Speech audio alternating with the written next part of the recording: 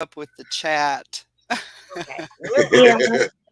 hey everybody, we're here. We're I'm back. so glad to see everybody. We back. Morning.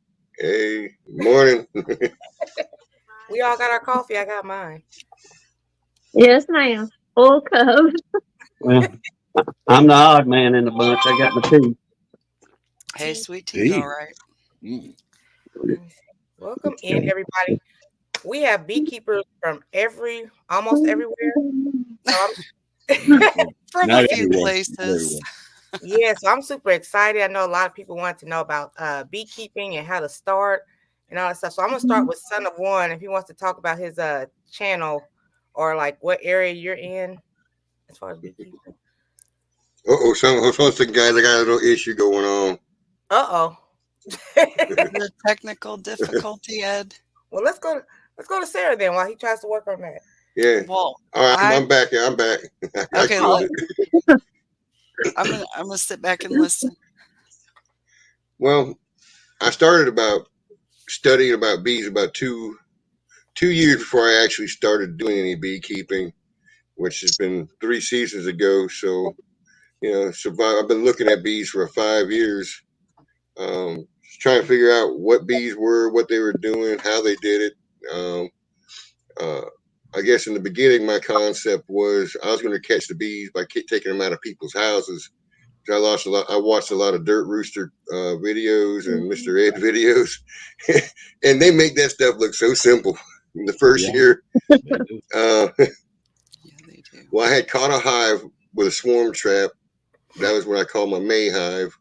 I caught it in 21 and never bought a single bee. I caught my bees, and everything in my yard is from two different swarms I caught in the first season. I had to make those two go through the winter, which was a chore. I was scared to death I was going to lose them.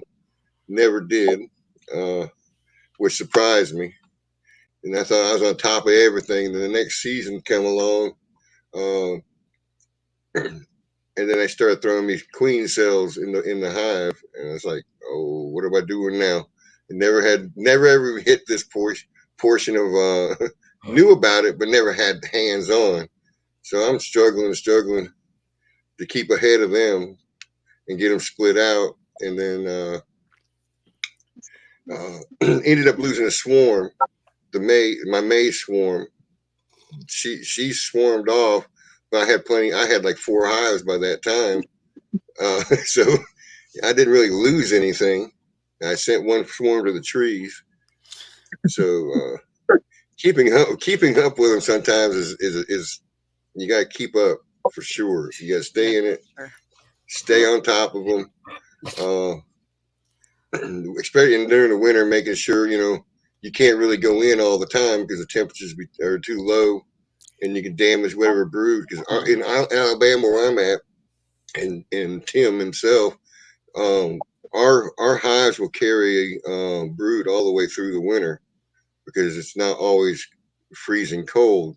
So they're able to brood up a little or carry some brood to keep the numbers up. Uh, but There's so many I've been words you doing it. said. I have questions on. Oh, okay, okay. I'm gonna pass it to Jags real quick, and then we're gonna go to Sarah and get online so I can let them talk about this stuff. Hello, everybody. I'm J3TS Farm. I'm just a lonely beekeeper in Georgia, You was and saying I started beekeeping. I think it was June or July of 2017, and it's been off and on. And then I started. No, let me stop. I was gardening first, but then I wanted to get bees for my garden, but I didn't realize whenever you get bees for your garden, they're not going to stay in your garden. They're going to come out and go away. You might have 10 or 12 bees in your garden, but the majority going to come up and go, and they'll come back. How you doing? The garden doing fine? Yeah, it's okay. So they come and go, doing their job, and I've been beekeeping ever since. It's been upside, downside. It's one person doing bees in the whole family, and It's hard.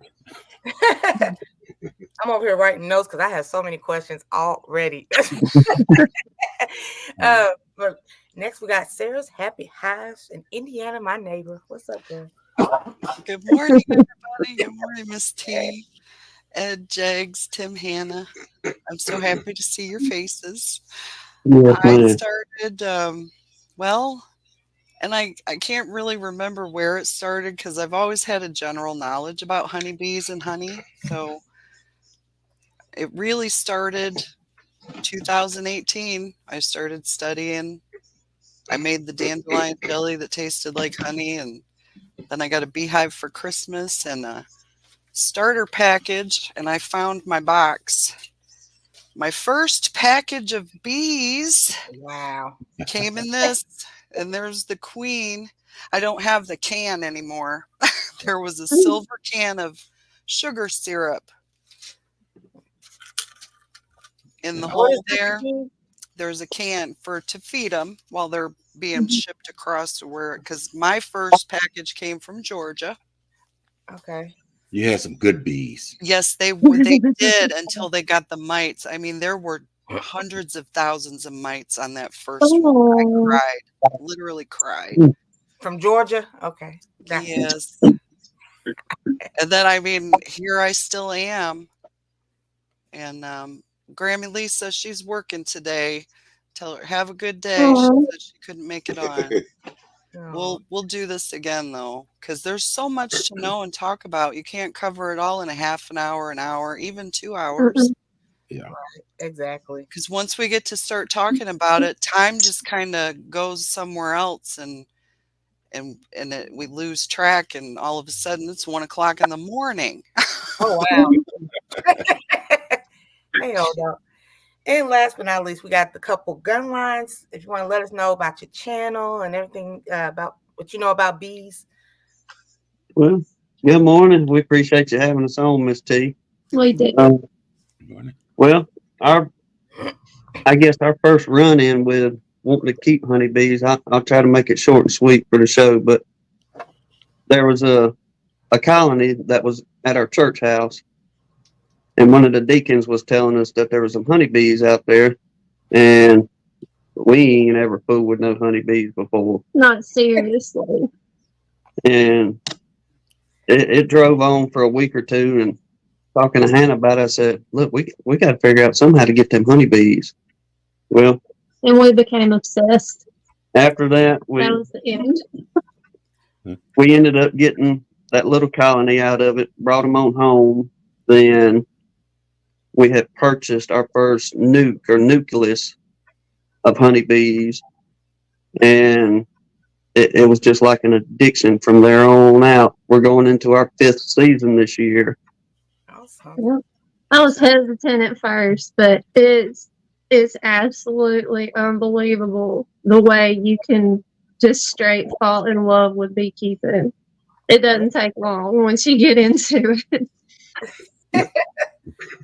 Well, thank They've y'all. Go ahead. No, I was just saying thank y'all again for coming up. I really appreciate y'all helping us newbies out, people who are possibly interested in beekeeping. Look, Miss T, we were so excited. We watch your live, like we listen to it almost every morning while we're at work, because it's just like a party every morning. Oh, yeah. Get us going. Aw. They tickle me to death, man. Some of the stuff they come up with. Hey. Leave it to Miss T. Wow. I love it though. I'm serious, Miss T. We look forward to your chats in the mornings. You're making me blush. Same. It's too early Same. for all. We're not even 10 minutes in. We're not. You got it blushing on there. Look at it. Yeah, Yes, ma'am. we've been excited though, for real. Yes, ma'am. We have a lot of people in here already. We- Huh? We tried sharing it out. Hopefully, get a few more folks in here too. Well, thank you I'm- again. I'm actually streaming it on my channel right now too. Me too. Yeah, we have. Everybody. If I didn't say hi to everybody, I'm sorry. We're already at over 50 people. Again, not even 10 minutes. Wow. I know. Anybody has any type of questions about beekeeping, I know Don't Hurt the Harvest is also here in Indiana. I've had some of her honey as well. Oh, Um, I have to go check out her channel. Um, there she is right there. we've had dental adventures the last couple days. It was my husband's birthday on the 12th, and he broke a tooth on his birthday. Just eating chicken salad sandwich. He thought it was a piece of celery. It was his tooth, so he had to go get a tooth pulled the next day, Valentine's Day, and then yesterday I had a tooth worked on, which I hope is going to solve a different problem. But that's been our few days.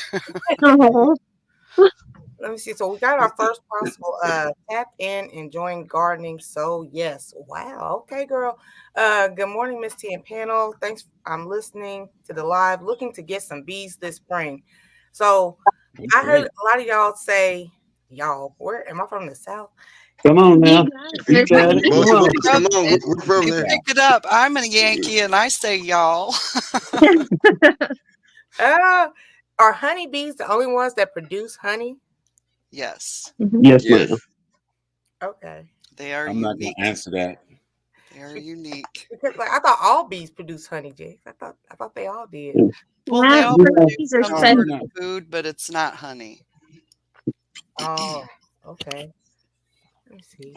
DJ, Hickabilly. No, Cody. if I answered it, would have went into left field. That's why I said I wasn't going to answer it. Oh, okay. I appreciate it. Hello, Michael. What, Jakes is behaving today? So far, let the coffee sink in. Yeah. He's got to send that second cup down. I'm trying to keep up with the chat, you guys. I know. I want to say hi to Tracy and hang on. Okay. Tamika. My eyes I got that dry eye. It's getting better, but it's still acting up. And I feel like there's sand or something in there, making it hard to see. Oh, Sorry, Sarah. I'm gonna try not to get too far behind these comments. I refuse. So I'm gonna let y'all talk while I try to keep up with the chat. So Okay.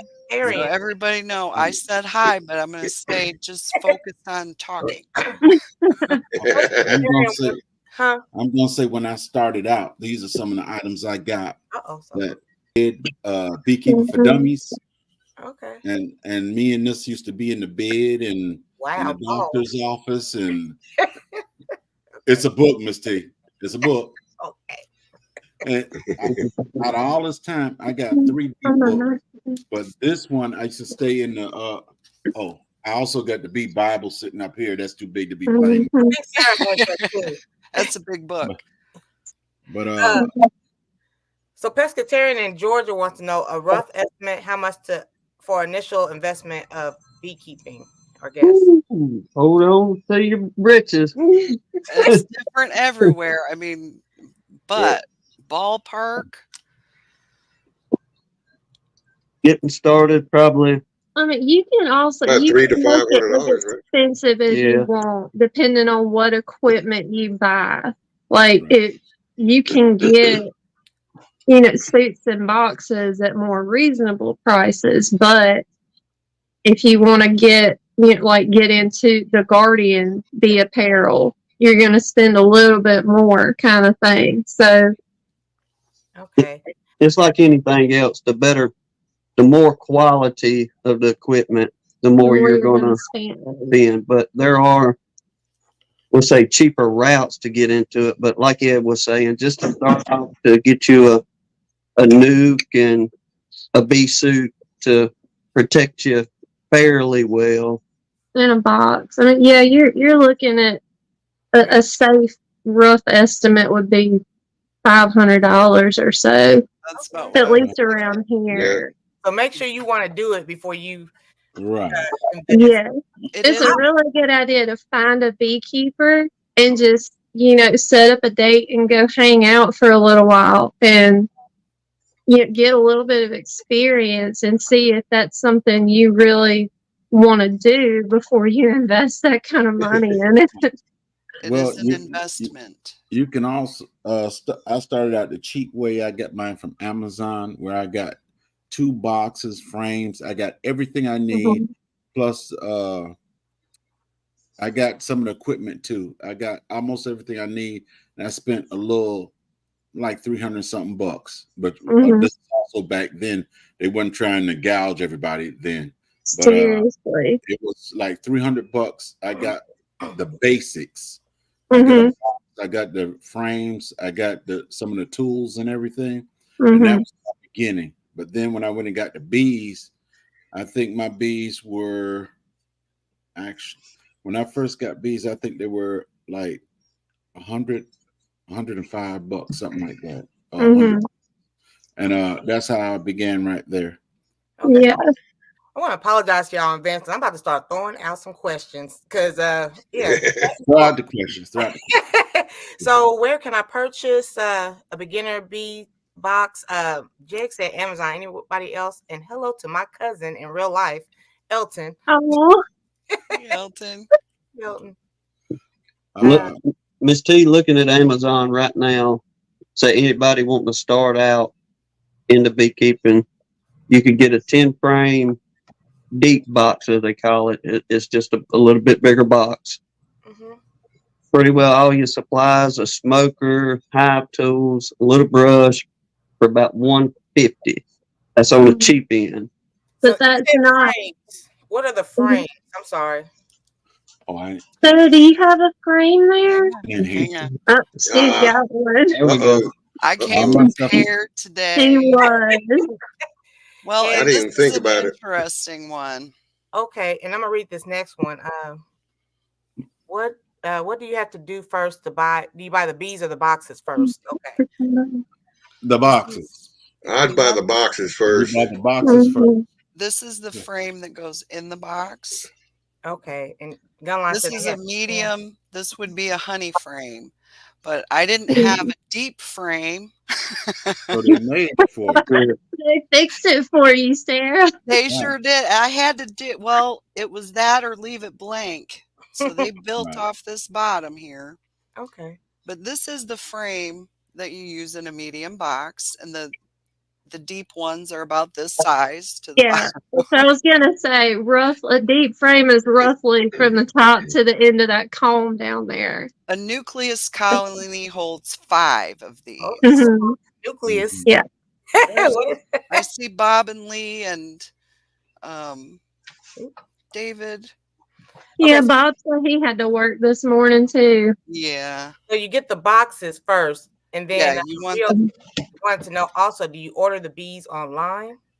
there are lots of places. You Find a You local can skin beekeeper. you can do what I call skin flinting and set up a trap in the woods, bait it and catch your own in the woods. Mhm. It's not always 100%, but you know it can be successful.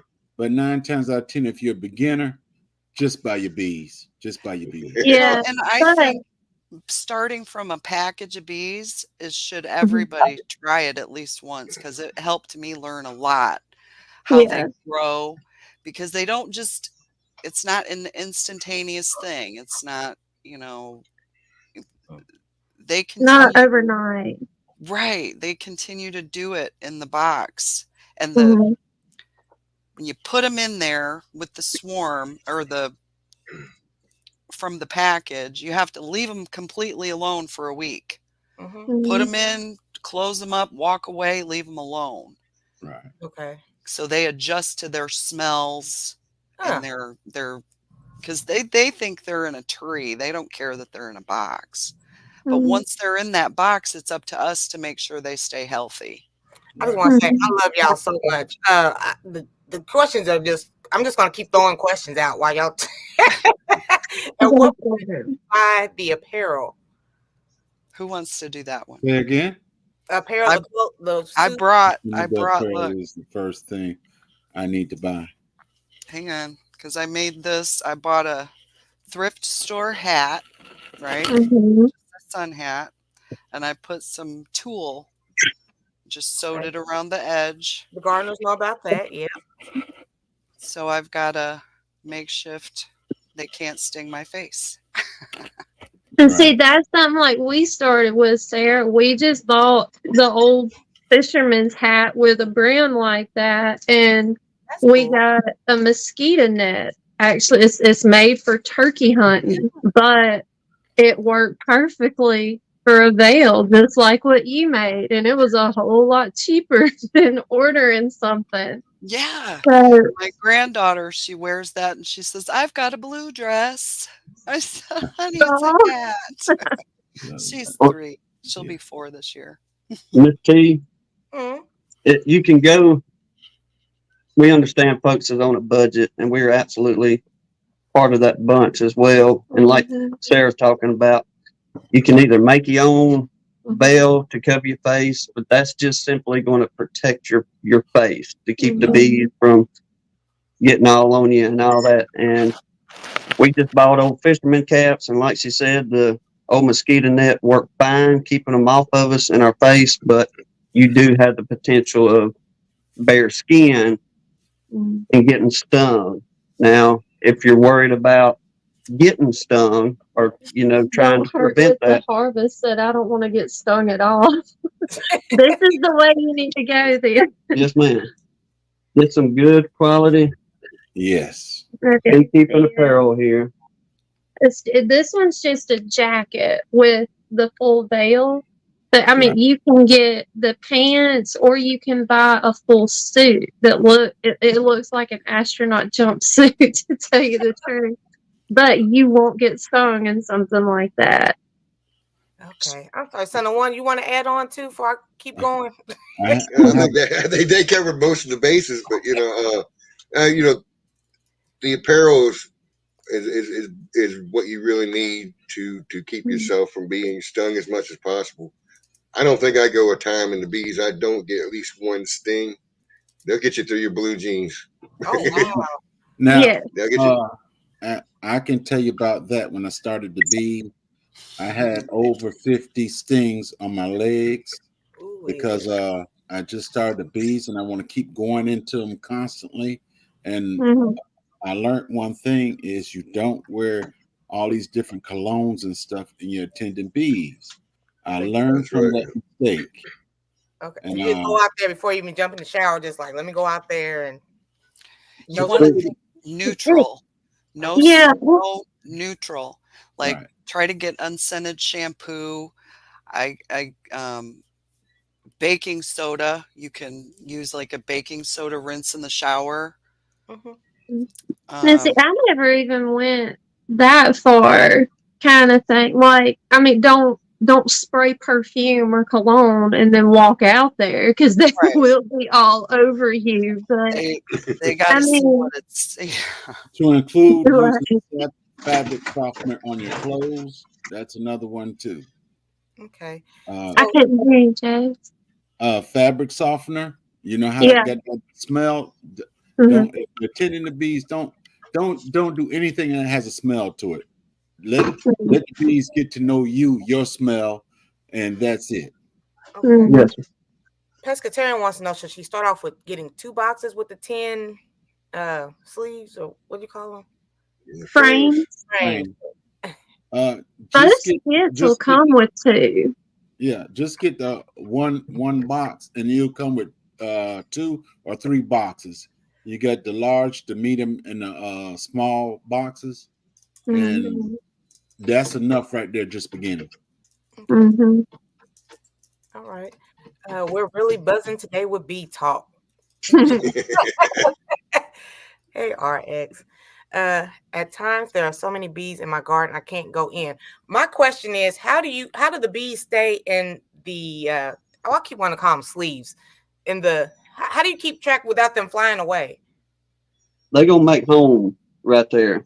Once Mhm. they accept that area as being home, like if you're doing, Sarah was talking about packages. Mhm. Packages is just like she got that box with bees in it, Mhm. and you just take and shake them out into your hive bodies, which Jay's talking about. That's it. That's a package there, and that What's the little little deal. coin collector thing over there? This is what the queen came in. Oh, Mhm. okay. So this is basically a packaged up swarm. Mhm. So it would be like catching a swarm. You got the queen and a bunch of bees. They just add the sugar to it to keep them alive during shipping. So you just shake Yeah, them this bees. You shake them into the box, Yeah. clunk, clunk, clunk, and then you leave the box in front for a little bit, about 20 minutes, and then they'll all find their way to the queen. Mm-hmm. And then a couple days to a week later, you can let the queen out. So Mm-hmm. another So silly question. Or the candy, they'll chew through the candy end. I have another question, And Sarah. that's a whole other thing. Hang on, let me ask your question. Everybody's talking about the queen. Where is the king? Right here. He's a man, Miss T. Right You don't here. need no man. No, ain't no king in the bee she's world. running that house. In the bee world, they disrespect the male bee because he's nothing but they abuse the male bee. They Oh, use the male bee only for one thing. wow. Mm-hmm. Don't You make- women probably gonna get on this and really say, I agree with this one, but the male bee, the drone, as they call it, there's a few things in that colony he does. He When- eats honey. He eats, then when it comes time to, I'll keep this rated G, procreate, Thank you. they'll fly out and they'll mate with that queen.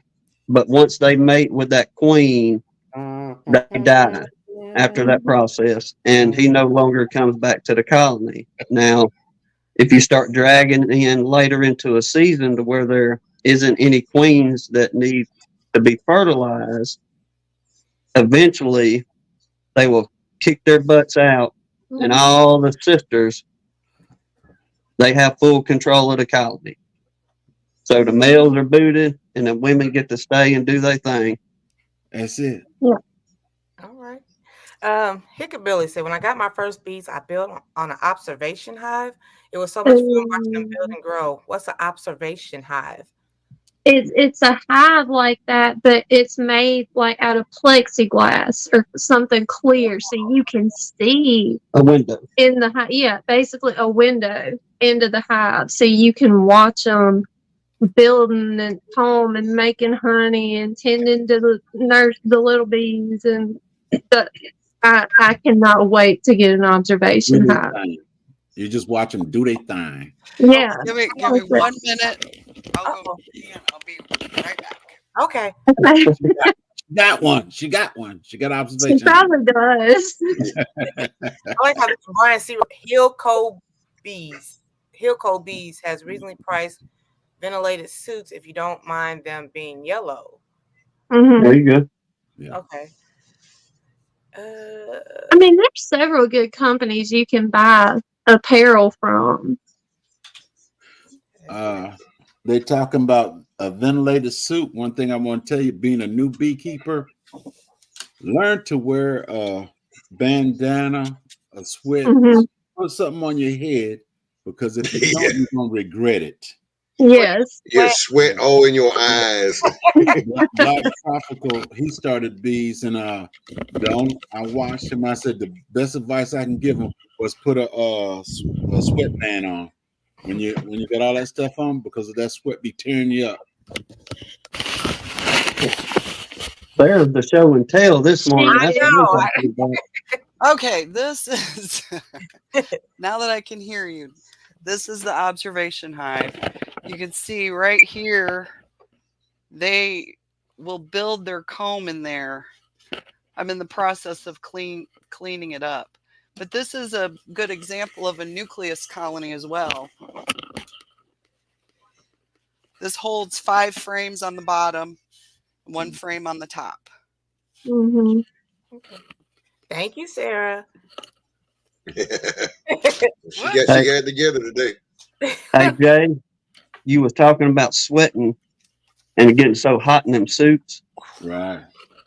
We had originally, whenever we first started, like we would go back to earlier, we started out cheap, what we could afford, and we bought a cheap suit off Amazon, and it protected us to a certain degree. You would get stung through it and all, but buddy, you talk about, we're down here, we're in the Mobile area, just outside of Mobile, Alabama, Mhm. and It is hot it gets hot. and Yeah. humid.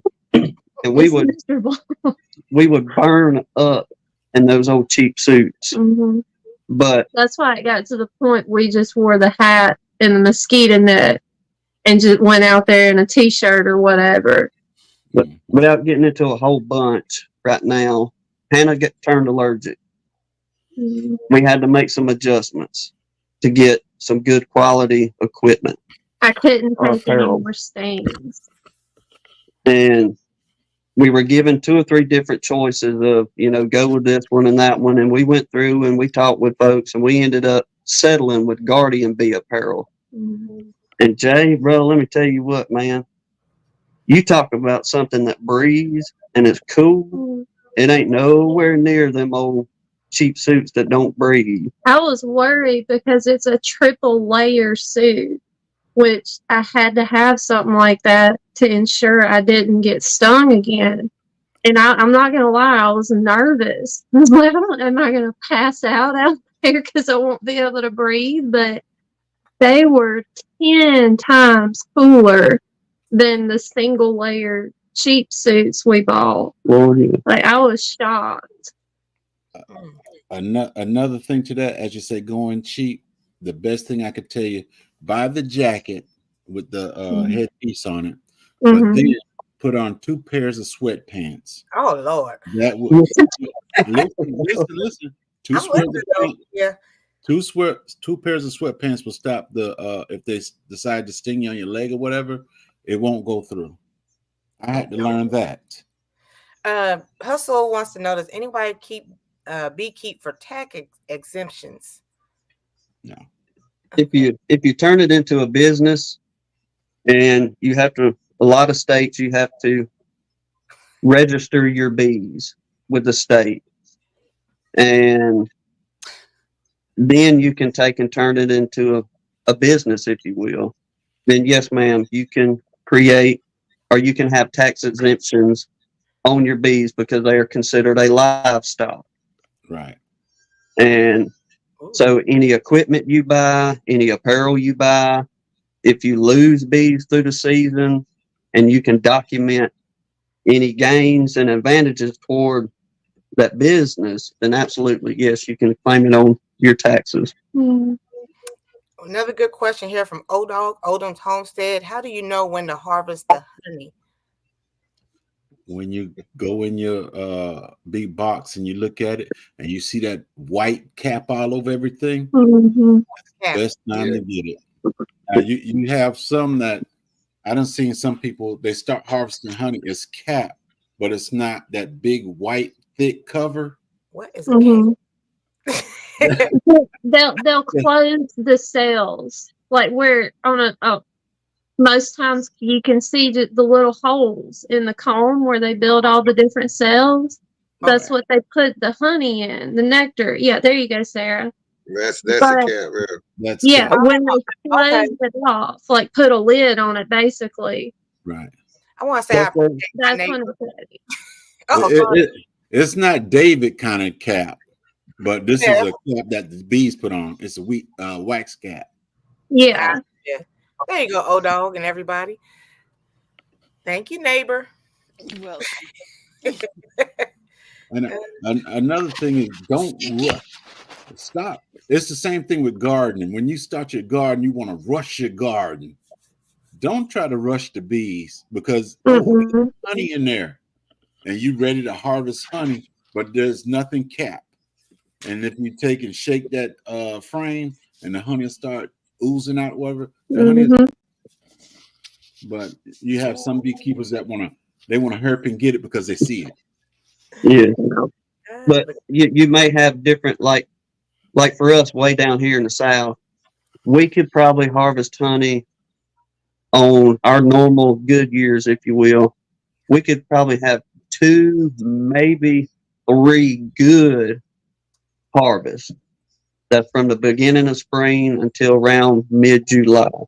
Mhm. Now, in the northern part, Sarah folks up in the northern country, they may only be able to harvest honey one good time because of the way the season is just a little bit shorter versus what we have down here, like a subtropic climate.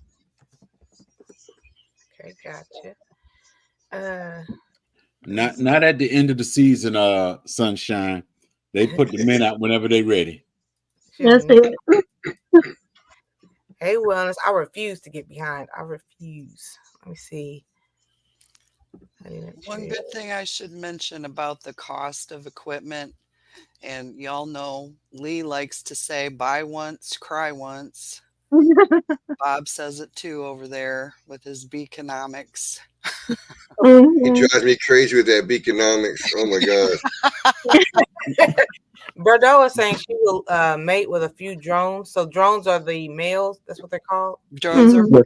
the males. And I yeah. do know you're in here, Bob. Now, see, when I started beekeeping, I want to do it so bad. I went and bought up a whole bunch of stuff. Do I make queen cells or not? Nope. But I got the little things for the bee to put the queens in. I bought up a whole bunch of stuff because I said, I'm doing it. And I say about 1/3 of the stuff I bought, I never even used. Oh wow. But like Jay said, just keep it. If you're thinking about getting into it and you've never gotten into bees, just absolutely keep it simple as you can. Just get some boxes, get you a nuke or a package from a local beekeeper if you can, and build off of that, because it's not put some bees in a box and I'm going to get some honey. There's Right. actually work involved in it. There's a lot involved. But since Sarah brought up Lee, he does make a really good point, though, for beginners. You don't have to, but it would kind of help you out if you got 2 hives to start with, because you can you'll compare them. Because like Lee said, if you have one and you're brand new, you don't really know what to look for, kind of thing, and you can think, oh, they're rocking, they're doing awesome. But if you have another one that's actually doing good and how they're supposed to, then you have kind of a comparison to say, oh, maybe something is wrong in this colony. Maybe they're getting mites or they're getting beetles or whatever. So if you do only get one, then maybe at least try to reach out to another beekeeper in your area that can kind of help you spot the signs that things are not so well in the colony. So that can really be a good tool to kind of help you gain that experience and learning what to look for in them. Yeah. So I feel like Lee makes a really good point talking about that all the time. You got to find out if you have a bee association in your Yeah. area. That's what I was going to say. Yeah. Like, where do you find a beekeeper in your area? And then Don't Hurt the Harvest said the observation hive will be good for knowing when to get the royal jelly. I'm sorry, Jace, what were you saying? Find out if you got a bee association in your area and join it. Like in And, Indiana, we have the Beekeepers of Indiana, and there's a whole network of meetings throughout the state. So, Okay. in fact, I was just at my Brown County meeting, and I told all my beekeeping friends there, come see us on YouTube. Hold on, let me read this real quick because I got a question already. Bordeaux says, here's a tip. It will take a drone about 15-20 days before he flies away from his hive. A virgin queen, a queen could be a virgin. Will Starts fly. out as a virgin. Bees are so she don't mate with her brothers. Wow. And She they will fly go- well away from the colony when they go do their business. Mhm. They do not go to the bathroom in the hive. There is no mating in the hive. Hold on, bees pee? Yeah, They they pee. Well, they poop. They think have to go out and poop. Like it's If normal. you do it- If they do it in everything the I hive, think so something's wrong. waste. I've never seen bee urine. Miss T, Yeah. bees use the restroom too. Okay. Mhm. But not Okay, inside the sorry. when they start doing it inside the colony, there's something wrong. Right. Yeah. Okay. So that's one good way to know when something's not right. But yeah, they'll come out on sunny days, do their cleansing flights, go out, poop, come back in. Interesting. Okay. Yeah. I'm gonna Google that. I want to see that. That's You wanna- what you Miss wanna see a T. bee Did you pee, huh? see? She is Sunshine's comment because she is so right. Some of those marks on your car is bee poop, not Yes, just it is. Yes, it is. pollen or something. You- Well, When you I get let little the spots girls all out of that over. observation hive, Yeah. it's like confetti in the air, and I get it all over. Wow. It's like, oh yeah, Mhm. ugh. Covered in poop. Yeah, you get covered with it sometimes. Wow. Just all part of the job. I DC think, Mhm. well, at least the bees aren't the size of cows. Yes. Yes. When it's 115 Mhm. outside, they are all hot. Okay. I can agree. I can imagine. I What's think he's talking about them suits, Yeah. but we're talking about being a breathable suit instead of being basically in a balloon in a sense in them cheaper suits to where you can't evaporate some of that sweat. These guardians and ones like that, See, air will move. I've got this as my Nobody original one, knew these two. and there's a lot of fabric on it where it can't breathe. This one gets Yeah. hot, Yeah. and I think I might even just retire it because it got cut. not retired? Spend more time repairing it. But here's an example of the bee poo. Oh, can somebody please give She is Sunshine the names of the suits to look for? Okay. Oh, I thought I put it in there, Miss T. The one we've got is Guardian Bee Apparel. Yeah. It's Right. all Guardian the breathable stuff. There's another one, the Foxhound Bee Company too. You might Yeah. want to check. Foxhound Bee Company. Because when the air goes through that part, I'm like, whew. Yes. Oh, you can tell a huge difference. Yeah. Even on those 115-degree days, you can tell a major difference. DC said just put on the fat jeans. Yeah, DC. Guardian Bee. Thank you. Jesus. Yeah, I thought I put it in there. To register bees. Sorry. In some places you How do do. you do that? Usually your state will have a website. Like Yeah, we that's we what went through the agricultural. Yeah, the state of Alabama Agricultural Department, Yeah. and you have like on ours it's 1 through 9. It's about what is it, Ed? I think it's $5. $5. Yeah, I think it's 10 for more up to 20. And all it is, you just registering the fact you have certain bees in case they want to come out and inspect to see, they check for diseases and stuff, and so when they come out to inspect your hives and stuff, at least they know where to look in the locations of your hives, so they can check for any kind of pathogens or diseases they could have. Right. Yeah. But like a cool thing about registering them is at least in Alabama, honeybees are on the protected species list. So Yeah. like they really try to keep up with them. But if something happens to your colonies, like if we get a hurricane, God forbid, come through and knock over a colony and kill our bees or something, the state will actually replace our colonies if they're registered with them and won't cost us anything for it. So there are some benefits to that.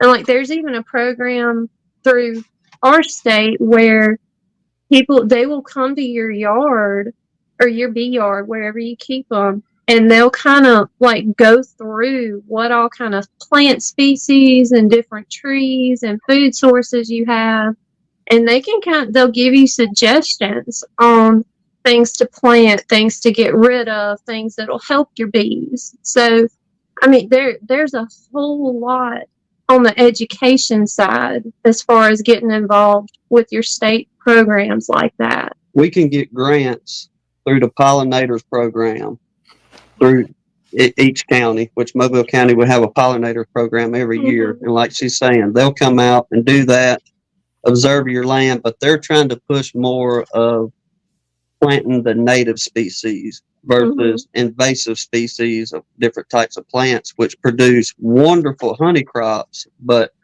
they choke out our native species. Okay. I got about 3 or 4 questions in a row. But first, so I love y'all, but I'm gonna throw all these at you at once. Okay, my hive was in the living room, entrance to the outside. I woke up, bees buzzing around the house. Husband was freaking out, scooping bees, tossing out side in a t-shirt and underwear, no stings. Good for you. Said the cappings, what Sarah showed us, they get darker as the bees run over it over time. Do you think it's worth the tax exemption when you can't lift the supers off anymore to do? That's when you go to Langstrom Hive, this long hive. Long hive, yeah. Because that's what I'm working on right now. Because I'm tired of lifting boxes. The horizontal, yeah.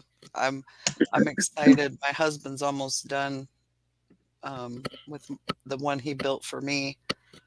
Just got to paint it. Yeah. On the horizontal hive at the beginning, your first question, Miss T, the best advice we can give is make sure that puppy is sealed off good and sound so they can't get out. If there's any kind of little nook or cranny, they're going to find it and they will get out if there's any way they can squeeze through it. I mean, an opening of 3/8 of an inch, that little bee can come right on out. So is this a true fact also? Oh no, that's not the one I was looking for. Oh, honey can be harvested before it's capped if it's a low enough moisture content. That's what Jags was talking about earlier. If that cell's not capped, but if you turn that frame over and stuff is dripping out, it's not ready. It's like wet. Yeah, Well, it's too wet. There's a tool you can use too if you collect before that. It's called a refractometer. Does anybody bring theirs? I think mine's in the other room. Mine's in the other room. What? Sarah doesn't have a visual? Hang on, I'll be right back. Okay. Yeah, the refractometer tells you the moisture content. Right. It has to be a certain temperature or just moisture content? Look, yeah, the moisture in it. Because the bees, like when they cap it or whatever, it's as ready. dry as they need it to be and it's ready. But like Jags was saying, if it falls out of that frame when you tip it, it's way too wet. There's too much moisture in it, and it's not even honey yet. It'll ferment on you. Yeah. Yeah, it'll ferment if it's too moist. Okay. Also, keep those cappings after you cut it off. Melt the capping so you can use that wax to wax your new foundation. Yes, ma'am. Because wax and comb in the bee world is gold. Appreciate you, Boudreaux. All right, Sarah, I was reading the comments. Show that again, please. This is a refractor. I'll be right back, guys. Hold on a second. Okay. Okay. I don't know if I could show you how it works through the. I don't think it'll go. I don't think we'll be able to see it that quick. Well, you put the honey here. Okay. This is a screen. You want to cover the whole screen with your little sample of honey. Okay. And then you look through it at a bright light, and there's a little graph in there, and it'll measure the moisture content of the honey. Okay. Thank you so much for all the visuals. And what is it? I'm trying to think. 18% is if it's at 18, you're good to go. Even 19 sometimes. So 18, 19 is where you want to be at? But if it's higher, I try to keep it 17.3. That's even better. Yeah. And so it's going to depend on your location. It does. Everything about beekeeping is regional and depends on your location. Gunline, how are you this week? Oh, okay. I don't think so. Now And you Miss T, can, if to you don't back have up to one of those, go ahead, Ed. we got to do it. All right. I'll just say to back up to the cappings comment that was made. Mm-hmm. This, try to get it to come in. Oh, sorry. Let me. This is some wax from Wax Cappings. Oh, Mhm. wow. Now, what do you do with that? Yeah, should I go in and get that big block I got? What we do is you melt that down, and we could use it to recoat the foundations you buy them, so they're always covered with wax that well. Okay. I got one too. Sarah, I bet you. Oh, there's Sarah. Oh, Hers Jen. is cleaner. Yes. I seen somebody went black. There we go. I ran this through an old nylon sock. I can't wear those socks anymore. I bet you Jags went to go get his big block. That's a pretty block of wax, though, It's Sarah. so special product. I mean, it smells wonderful. And She is Sunshine said you can make skincare products with it. I'm Mhm. still trying to get my recipe right, but yeah, you can. It's good. There's so much you can do. So much. Soul Sisters in New York, and she also has bees. She gave me some of her honey. I've been sampling a lot of honey. That's good. Good. Quick question. I know you guys are in the South, but what would be a good suggestion for overwintering Returning. colder climate? There we go. Sorry, Soul Sisters. Or for Sarah. Hey, Soil Sister. A lot of people they'll wrap their colonies with tar paper. I put Mhm. quilt boxes on mine. I had a mild enough winter. I didn't wrap anybody. But a lot of people they do the insulation, and it's just a personal preference, I guess. Right. Hmm. But I do the quilt boxes to absorb moisture, Mhm. because they create moisture in that colony when they're warming it up and it's cold outside. It's like being in a warm, the windows fog up. It does that inside the colony to make sure the ventilation is good and they have something to absorb. And that sugar brick helps too. Okay. Um, Jags, did you go get your wax? You want to do a little show and tell? I thought that's where you went. Yeah, Oh, that's a block of wax. Yeah, good. That man got a block. and all this is ready for these new the new stuff I'm building. Okay. Hey Mac, how you doing? DCB says true. It does help. Miss T, it's not so much the cold weather that kills the bees. It's the moisture in the colony, like Sarah was saying. That heat and cold air, you're going to create condensation, and that condensation will build up in that colony. And if it begins to drip down on the bees as they're clustered up to keep warm, that's what gets them. I'm Because gonna tell bees, y'all- go ahead. honeybees, they'll go into like a mini state of hibernation, if you will, whenever it gets that cold. Their bodies and all that is shut down. They'll huddle up with one another to keep warm, but it is the condensation that you want to try to keep out of your colonies. Thank you. So I'm Brian, gonna tell y'all a little trick that I use. okay. I put condensation bags in the hive to control that moisture. Okay. Is Brian saying that the queen only lives up to 5 years and only mates once? Is that what Brian is saying? Mhm. Yes, ma'am. Correct. And I'm the main channel. I'm sorry, David Lewis family. I know it can be a little confusing. Miss T with the T right here. Hi. Everybody shared the stream, though.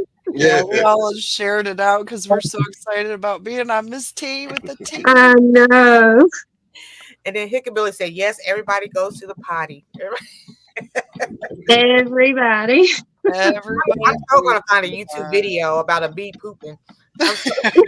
There are tons, actually. Uh-huh.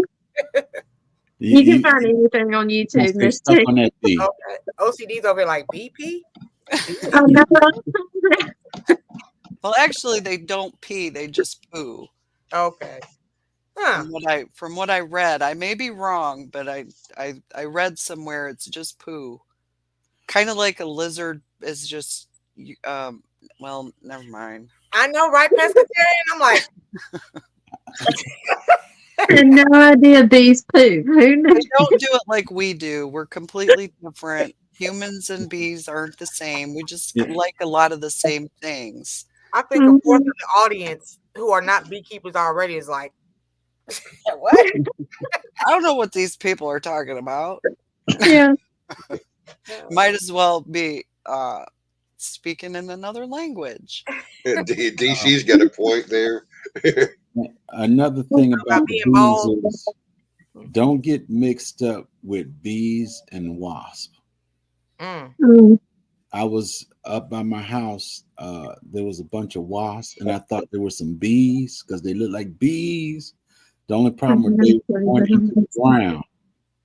And that's when I realized they were not bees because they were going into the ground. And my neighbor, she jumped up. You got them bees, and you got them bees all up in my chimney over here. And I looked at it. I said, those aren't bees. Those are wasps.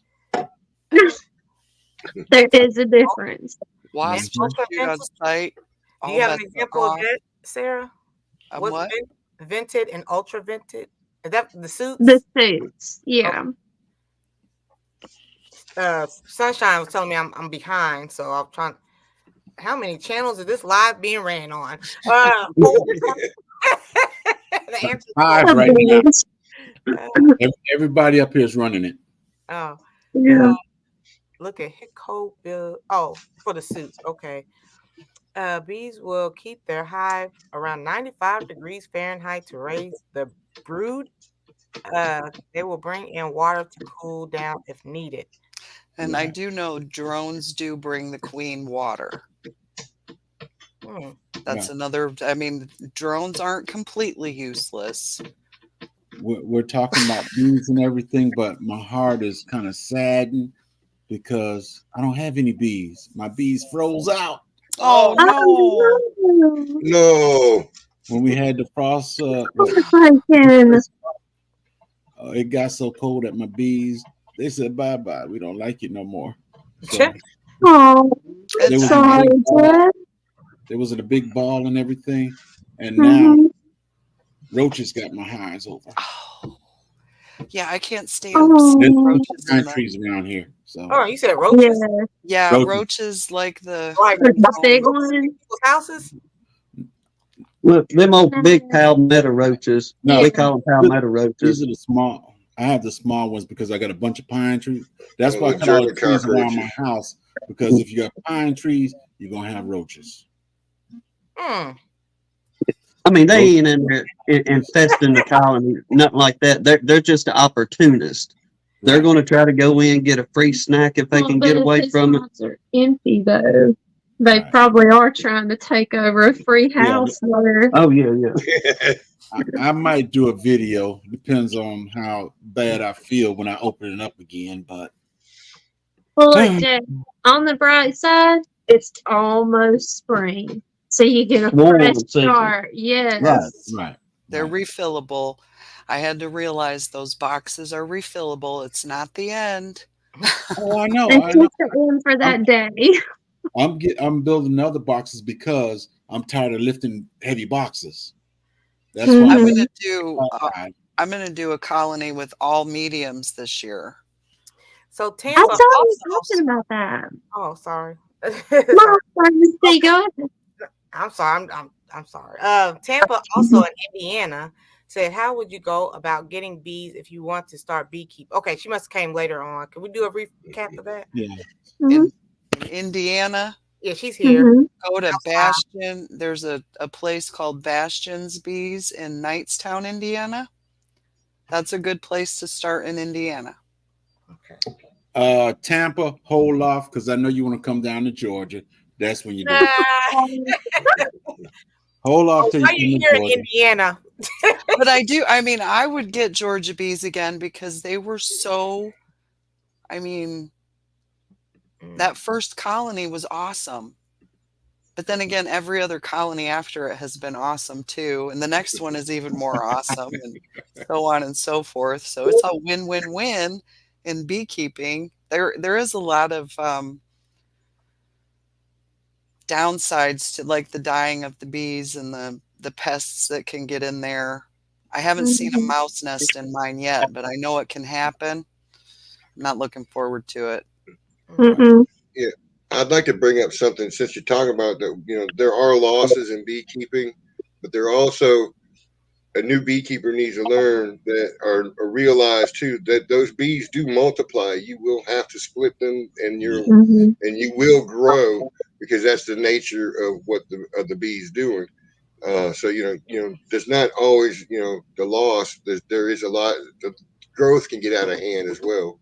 Right. If you're Yeah, not careful. completely. That's why you need to have extra beehives so you can split and Mm-hmm. move. You need to find a new home. That's where the money comes in. Making sure you have all the equipment ready to go. And if you're handy with the woodworking, try making your own boxes. There are a Mm-hmm. lot of plans, and I know Ricky at Horizontal Hives, he likes to help beekeepers with those projects. And he makes amazing hives too. He's very talented. Brian, There Steve, are, and that's, I think, And he will also deliver it to you depending on where you're at. Yep. Mm-hmm. I've heard him talk several times about delivering them to people. Right. welcome in, Danny. Somebody said that's it. No mice are rushing. It's not what you're thinking with the No, critters. it's They not don't. that That's what bad. I'm thinking. Yeah. Can you get reimbursed for your hives, like Brian C was saying, and somebody else? I believe that's if you get it registered and you're doing all that other stuff. Me, Your tax work. And Well, he was talking about like destroyed due to diseases or whatever. Oh, I mean, there's so many. Without getting way down deep and confusing everybody on a lot of things, there's so many variables of what can happen in that colony. Between, I think it was Brian C. talking about ABF or EBF, American foul brood and European foul brood. Those are diseases that get in the colony and will cause complete colony collapse, the death of that colony quickly. Then you have your critters that are The just, pests, yes, like the beetles, the mites, like small hive beetles. wax moths. Those will get in and slowly cause a colony to die versus, the foul broods, which will kill a colony fairly quickly. Mm. Then you may just have simply saying coming into spring like now is the most vital portion for a lot of us beekeepers because we have to worry about our bees starving to death until Everything starts blooming. right. And that's another big investment is feeding. Like, but if you do sugar water or the pollen patties or whatever, you're gonna drop a good little chunk through the winter if your bees don't have enough stores to make it on their own, and you have to feed. Okay. Tampa, I'm gonna here. If you can take a screenshot, that's everybody up here. She wants to know try to catch everybody's channel. Yeah, because it's being ran on multiple streams, and some people are like, "Where do I go?" I think Tim put ours in your chat, Miss T, where she could see. I'm not sure who channel I was on one day this week or last week when they were talking about the bees and stuff. Now I got a block of salt that I will be setting out there next side the water fountain. Mm-hmm. I forgot. I put everybody's YouTube channel in the description of this. So if you want to go to that as well, on Miss T with the T's channel, I have everybody's YouTube channel. Oh, thank you, Miss T. I appreciate it. Thank you. Yes, ma'am. I do appreciate it. That's one of the things about beekeeping. You figure out a lot of things and you decide to do a lot of things. I think this will be better for the bees. Just a lot of the equipment that I have, I watch people when I go make my own instead of spending money to let me see, what is it? It's a tube that the bees were flying into, get the Pollen sub. pollen sub. I made my own, set it up out there so the bees come in, do all that. Now, that other place that sells all this stuff, theirs was like $100 something, and I made it and it was less than $20. Yes. Jay, we were thinking about doing, buying into getting a pollen feeder and all this good stuff. But she's a big coffee drinker. I'm not. Mhm. But the plastic tubs your coffee comes in? Like a Folgers can. Yeah. Right. Just drill you I drill a 2-inch hole Mhm. in ours and leave the lid on it. And we throw that pollen sub inside that. And them bees be just as good out of that old coffee can. As they do a fancy feeder. Sure will. And all Yes. it cost him was keeping me sane with pots of coffee. And that's what we call skinflint beekeeping. RLM came in a little later. She wants to know, can you use that refractometer again? So how to use that? Of course. Okay. What up, Big Rooster? It's a refractometer, Yes, ma'am. and it has a little glass plate. You just put honey on it. And it Make has sure to it's refill. spread all over the glass, and then you push it down, spread any bubbles out, and then you look through. You probably can't see it because there's not light behind me, Mm-mm. but there's a scale. scale that you can see the measurement on, and you want to see between 17 and 18. Between 17 and 18 is the. That's the good number where you can safely put it in bottles. Yes, Sunshine. Yes. Hickabilly said use the blacks to make goat milk lotion bars. Oh. But Oh, and people you have to make get the lotion, soap, everything. DC's Bees made a good point. Get the one for honey because there's one for like fructose and sucrose. Mhm. You want the Mhm. one for honey because honey Right. is different. Yeah, one reads the brick, which is the sugar level. I'd made that mistake. I ordered that and had to figure out through calculation what my moisture was. So finally, I broke down and bought the one, like you said, for honey. So that Right. way, I get the brick, I get the different contents. There's 3 different readings in it. One of it's moisture Okay. Let me. content. And that's where you have to have a brain for science. DC is talking about the And- shake and test. we're trying to keep it simple. Anybody do this? The shake test, hold the frame with open, uncapped honey face down, shake it hard. If liquid doesn't fall out, it's generally dry enough. Yeah, That's that's what Jags was talking about. We'll do the shake test. You take that frame and you jar it real good. And if it comes out as if you was misting a water bottle, the best way to explain it, Okay. you If don't want to see fool with the it. drops come out, it's not ready.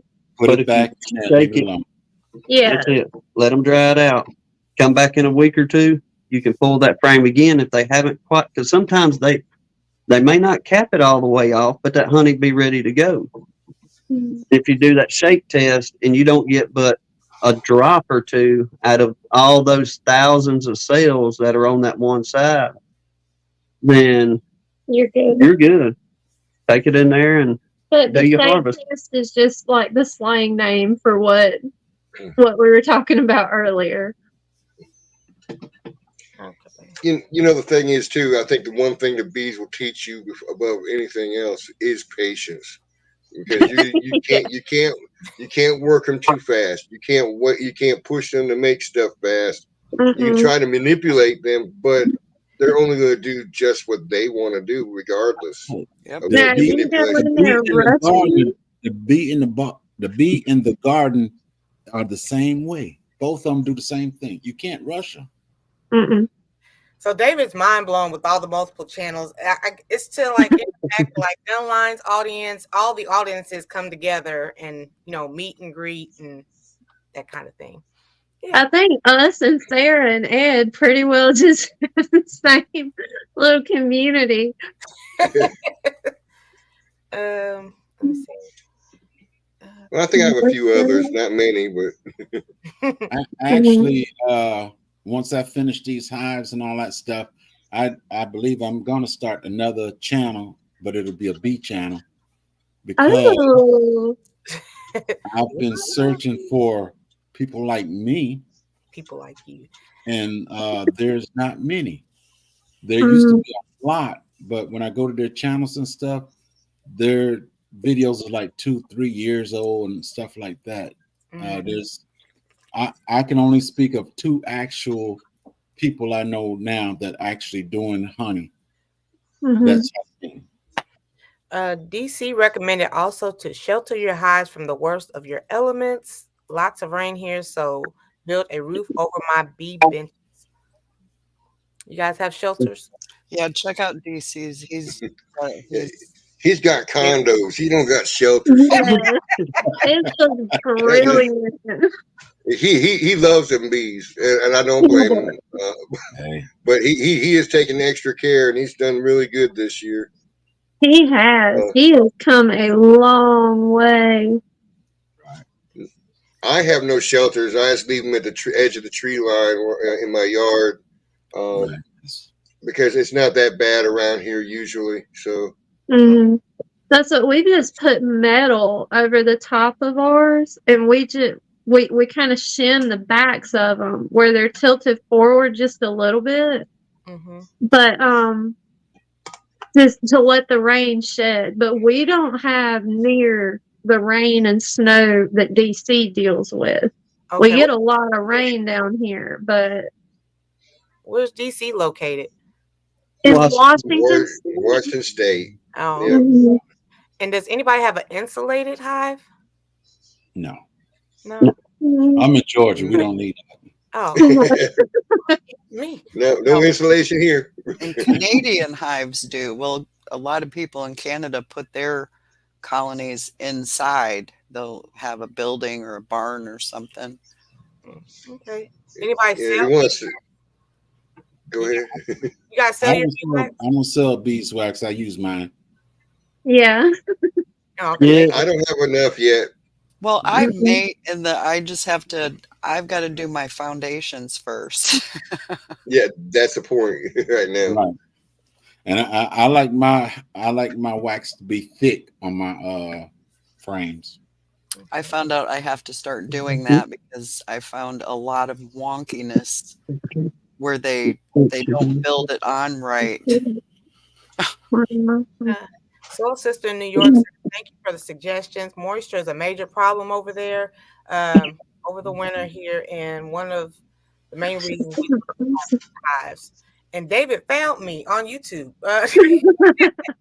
Yeah, YouTube is the place to be. I'm on StreamYard, but you can be on YouTube. That's fine. Right. Don't Hurt the Harvest in Indiana says she wrapped hers. And I did mine in tar paper, but last year when I unwrapped them, I found some roaches crawl out. You guys keep Yeah. saying roaches. I'm just like, I am not trying to have roaches, but they find them anyway. Right. Yeah. It's kind of like the moth, where you'll Yeah. be looking and you look and you just, oh, that's the moth, and then the same. And those moths are sneaky. Right. Yeah, they are. And with the as soon as you open up your hive, if you got roaches, they're gonna go running, just like in an apartment building. Yep. And you see a roach, turn the light on, they go running. Same thing they're gonna do in the hive. Jake, do you see Tampa's question? No, what was your question? Please repeat. Please. I'm sorry. It's like 60, 70 people. We're trying. The chat is Popcorn. flowing.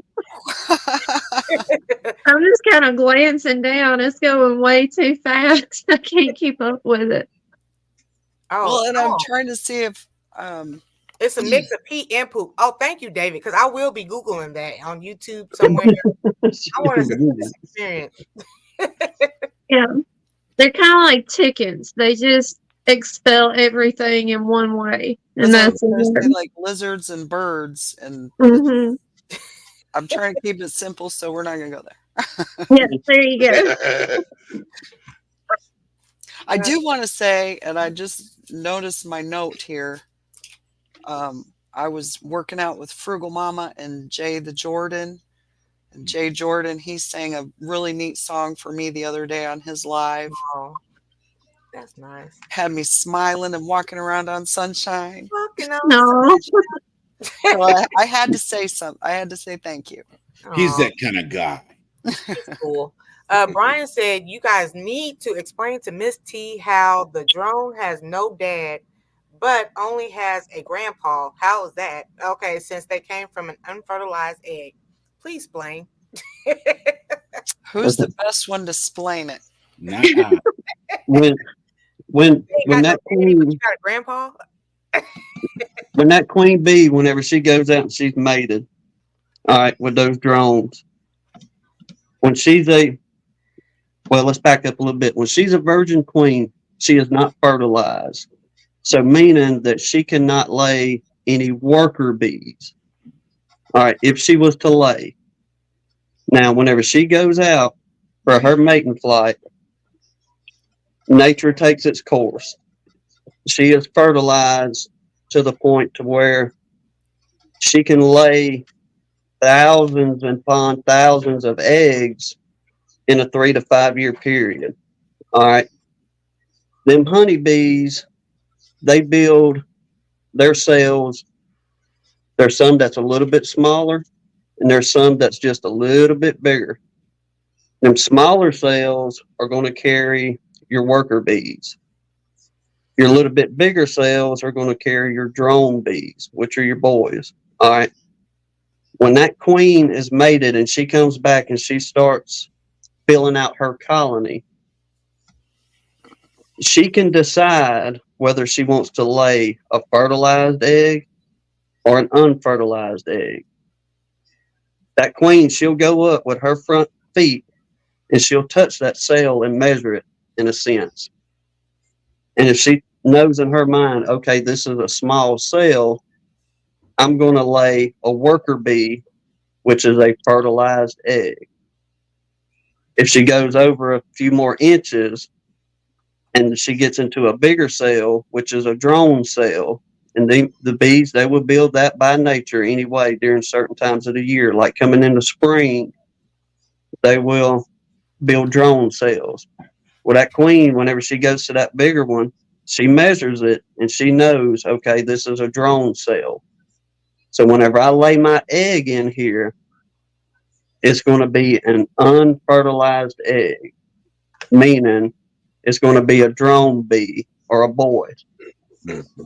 Then they'll cap all that in together. 21 days for a worker bee? 20-something days. And I forget what it is on drones. It's not about 18 or so days, I believe, on drones. But she knows the difference between those cells, whether to lay a girl, a worker, or a boy, a drone. And that comes into the part of mama went out and got mated with the one, so that's your granddaddy. Oh. So whenever you come back, you don't have a daddy. Oh. You just got mama in the hive, basically, to try and keep it, I guess, super simple on things. Mommy, But that queen, she can distinguish on whether she wants to lay girls in this one or boys in that one. Right. Okay, I have a better understanding now. And the when you look at it, the difference is female bee, they're smaller. When you look at the frame, you see bigger little caps on there. Those are males. But the regular size one, they'll be a female. Males. Yeah, the drones will look like a bullet. Right. I'm learning so much. You just don't know.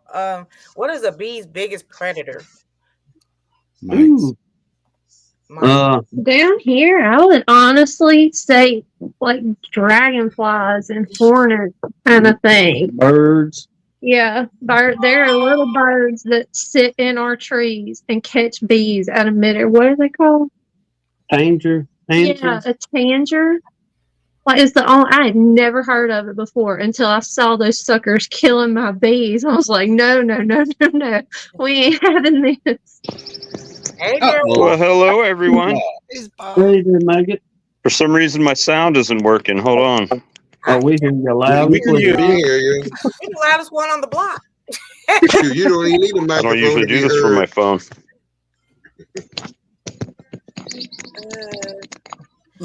A lot of folks hives this year in K3. We lost 2 hives this winter. Says soil system. Oh, Um, I hate losing them. But I mean, that's just the nature of beekeeping as well. You're gonna lose colonies Mm-hmm. just due through just winter Mm-hmm. without worrying about, Can you hear me now? other Right. ways. We can Oh, hear we've you. been hearing you, Bob. That's why it's best to have more than one or two, because Yeah. you can separate from another one.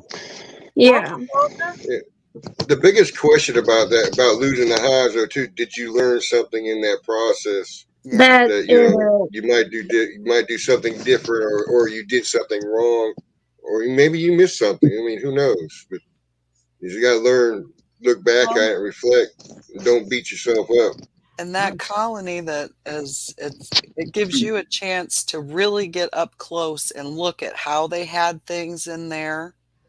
If you see any signs of disease, that kind of thing. I Poison. made a habit of doing a mite wash on my dead ones, and my last count was 30 in the 30 out of 300 bee, 30 mites out of 300 bees. It was too many, but I don't know how many were dead from the oxalic acid and how many were still alive on the bees when they died, because they're all dead. And too, I mean, like Tim was saying, we've even lost a couple colonies all around us. Like we're in the woods, but all around us is farmland, like big fields where they do, cotton or peanuts or whatever. Mm-hmm. And the farmers, I mean, they have to. You can't fault them for it, but they will use pesticides on their crops.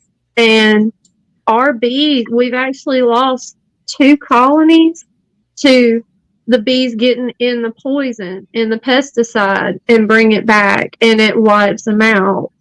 Right. So, I mean, there's so many variables with it. Or it could be just people not knowing, and this is all too often nowadays, kill the weeds in the yard. And a lot of people don't realize a lot of those so-called weeds, those honeybees depend on that. Yeah. Like the little dandelions that pop up this time of the year. Well, folks, they'll shoot it with a little poison to kill that dandelion, so they'll have that pretty lush green yard out there. Well, when that bee comes in contact, it may not kill them immediately. And they're going to bring it back to the hive. Look at all that honey. Anne-Marie wants to welcome back, Walker. Thank you. Her honey is roach free. Yeah. Is Max saying that he has 37 hives? And look at all that honey from Walker. Yeah, this is my honey warming cabinet here. It's an old refrigerator. Wow. But I just have Sell a your honey? thermostat. Ma'am? Do you sell your honey also? I don't have it online. I had some on Etsy, but primarily I just have people that drive up to my house and pick it up. Oh, And then I've got my creamed honeys over here. oh wow. How many refrigerators do you got now? That's it. Just Okay. the 2. One for cooling, one for warming. Okay. And then I'm trying to do this where I can look at it too, but that's some of my honey boxes in the building here. Oh, okay. And extra equipment and more boxes, extractor, Oh, wow. uncapper over there.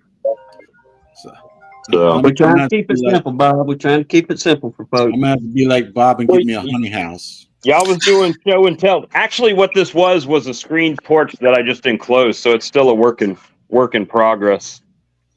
But y'all are talking about bees and everything, and it's a nice day out. We can look at some bees if y'all want to.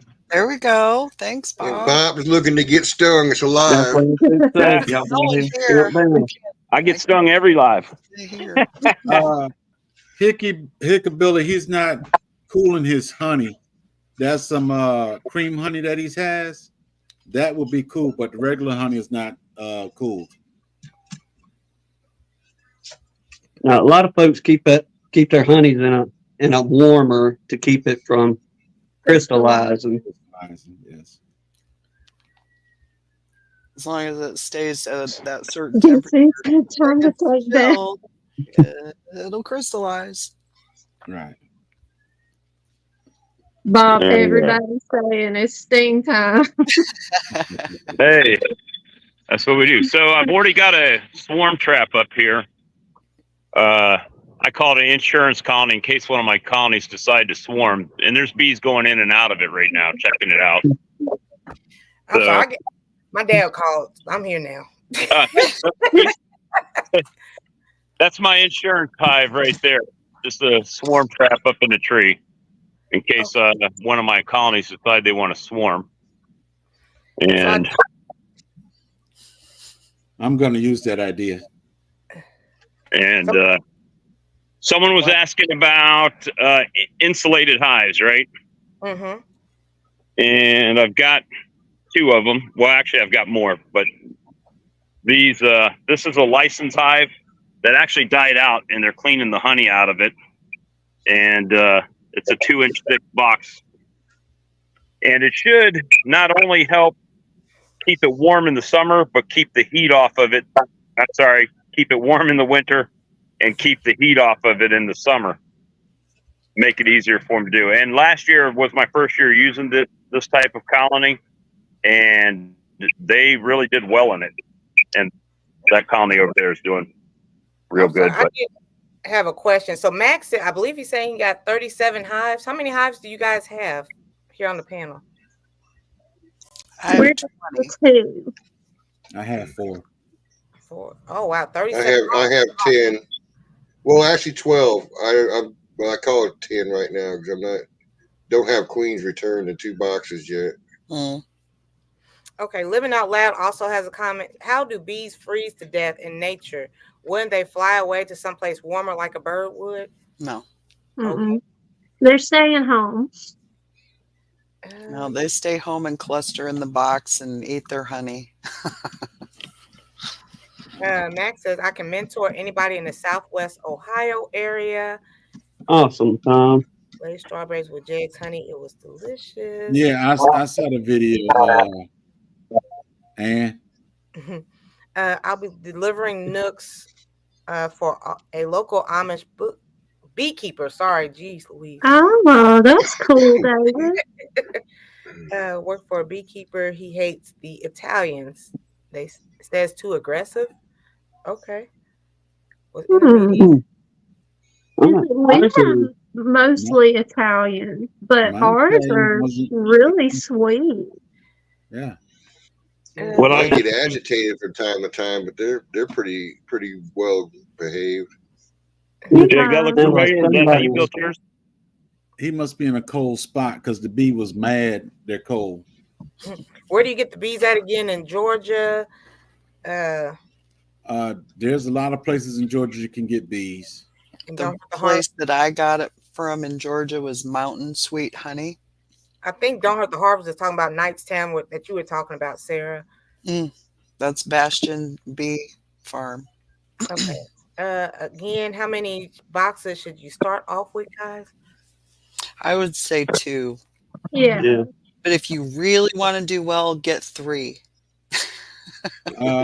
Let's get You another- won't regret it. Let's start The another. more the merrier. When you're talking about the boxes, well, let me see if you see those boxes you got right there. Mhm. Even though it's 2 or 3, that's considered one hive right there. So it's good to get 6 boxes. 6 boxes per hive colony. Right. Mm. So You want to have Right. extra boxes because when that honey is heavy.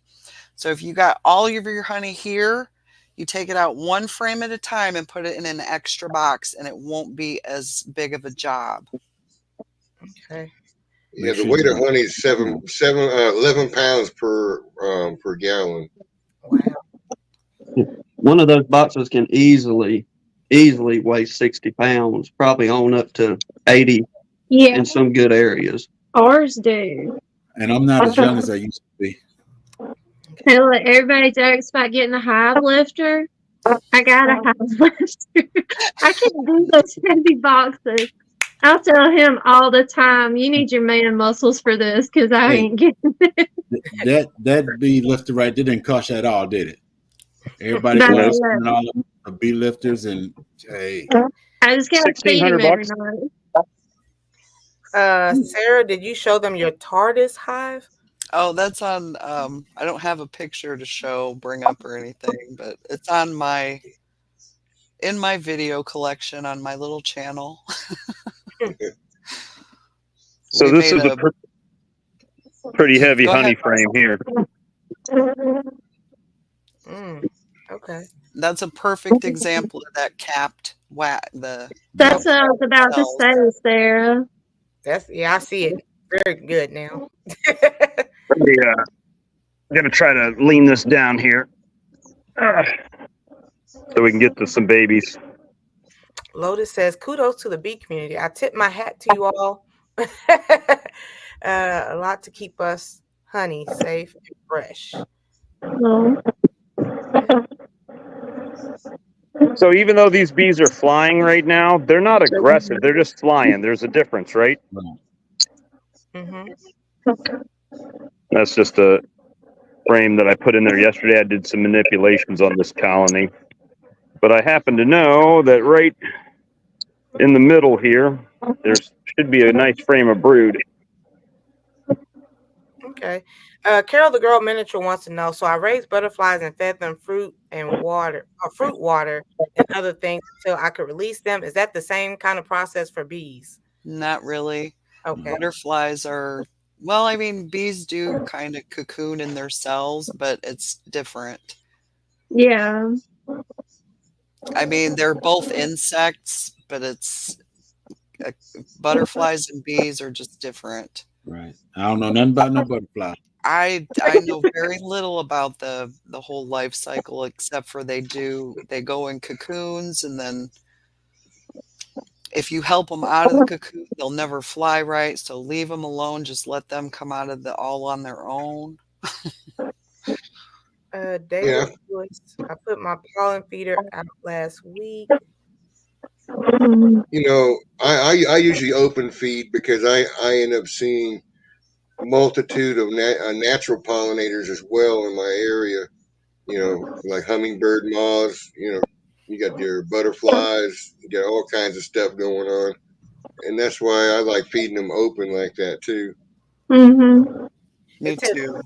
So how much does one of those tractometers cost again? And it said it took David 3 times to get the correct one. I think it was about $30. Yeah. Yeah. It wasn't very 25, 30. It's not that expensive. And you take care of it, it lasts a long time, and Right. you just have to keep I use olive oil to recalibrate it. Okay. And I mean, it's come in handy. It's helped with the honey harvest. I use mine, but then a lot of times I don't use it for the simple reason I can look at my honey and okay, this looks all right, and I When basically go by the capping of it. Yeah, when I'm not sure, but Right. That's when I it's use gotta when it pours, there's a certain ribbon, and it as it's the right consistency, it looks a certain way. That's what Yeah, Jen it lays down a certain ribbon. Yeah. The new baby bee hatching out right there. It's a young bee, Bob. They're not baby bees. Yeah, No, they're baby bees. They're bees. I still call them baby bees. If I can We find had it in the somebody. camera. Okay, so that one right there in the middle is like those are like still wet, right? Am I looking at that right? No. No, those in the middle, they're open. Oh, they're Mhm. okay. Those Sorry. are hatched. Yeah, that's right there is brood comb, where all the bees have been growing into adult bees. We call them baby bees because they just emerged, but they're adults. And they're all fuzzy and cute. But They are. I don't It's know fun. if you word. With those girls, they have to clean their cell when they come out to make it ready for the next one. That's the first thing they have to do. As soon as they come out, they turn around and clean their cell Well, and they're get it women. They're ready for the supposed to. queen to come right back. Wow, who Yeah, said Don't that? even go there, y'all. Like we I'm said, women's joking, supposed to y'all. keep I'm the house. joking. So They're don't supposed hurt to keep the the harvest. house clean. Don't hurt the harvest in Indiana says I've been saving my wax caps, but I haven't melted them down yet. So that's something I need to learn how to do. Sarah's not that far from you. And I plan on checking out her channel. Don't hurt the harvest. I'm making a note right now. super simple. Melting down your wax cappings. Get you a cook pot of some sort, something that's good and deep. Something that you are not planning on using in your kitchen ever again. Or anything it. else. You won't get the wax out. No, you will never get it all out. But fill that thing up about halfway full of water. Put your cappings in. Don't run it over. And get that water to where it's a good simmer. Max at 160 degrees will melt the wax. Okay. I do have a question. So David Lewis is talking about sugar level, salt level, and water. I mean moisture level. So the moisture needs to be between 17 and 19. What about the levels of the sugar and salt? And I'm sorry, Dunlines. You didn't finish your story. I'm sorry. Got me. No, It's It's a live. people live stream. Everyone. She got you because you said something about us women. that's it. People Hey, I learn heard all that about drone conversation earlier. I'm just saying. It is what it is. comment. David, are you just talking about feeding on the nutrition level? Don't Okay. Max says 160 degrees melts the wax. Yeah. Yeah. Okay. So once you melt it, then what do? Do you have to put in a special? Because y'all have bars. You have to put in a It's just whatever you can pour it off in there. It ain't got to be nothing special. Just something to. Like, we'll just leave it in the pot. Like, we'll end up with a disc of it in the shape of whatever pot we melt it down. Because once you melt it down and strain it and scoop out all the garbage and stuff, then you can just turn the heat off and that wax will separate and it'll harden on top of the water. Oh. And once it's done, you can just literally pick up your disc of wax out of the water and you're ready. Or Scrape a little bit of that dirty stuff off the bottom and keep going. Yeah. you can build you one of these right here, or buy one if you choose to. It's a solar wax melter. You just throw your dirty wax in there. I've just put paper towels in front of the screen, and when the sun heats up in the summertime, the wax runs down and drips in the tray there, and it comes out pretty clean. Pretty clean. Sometimes I have to do it a couple times, but it works.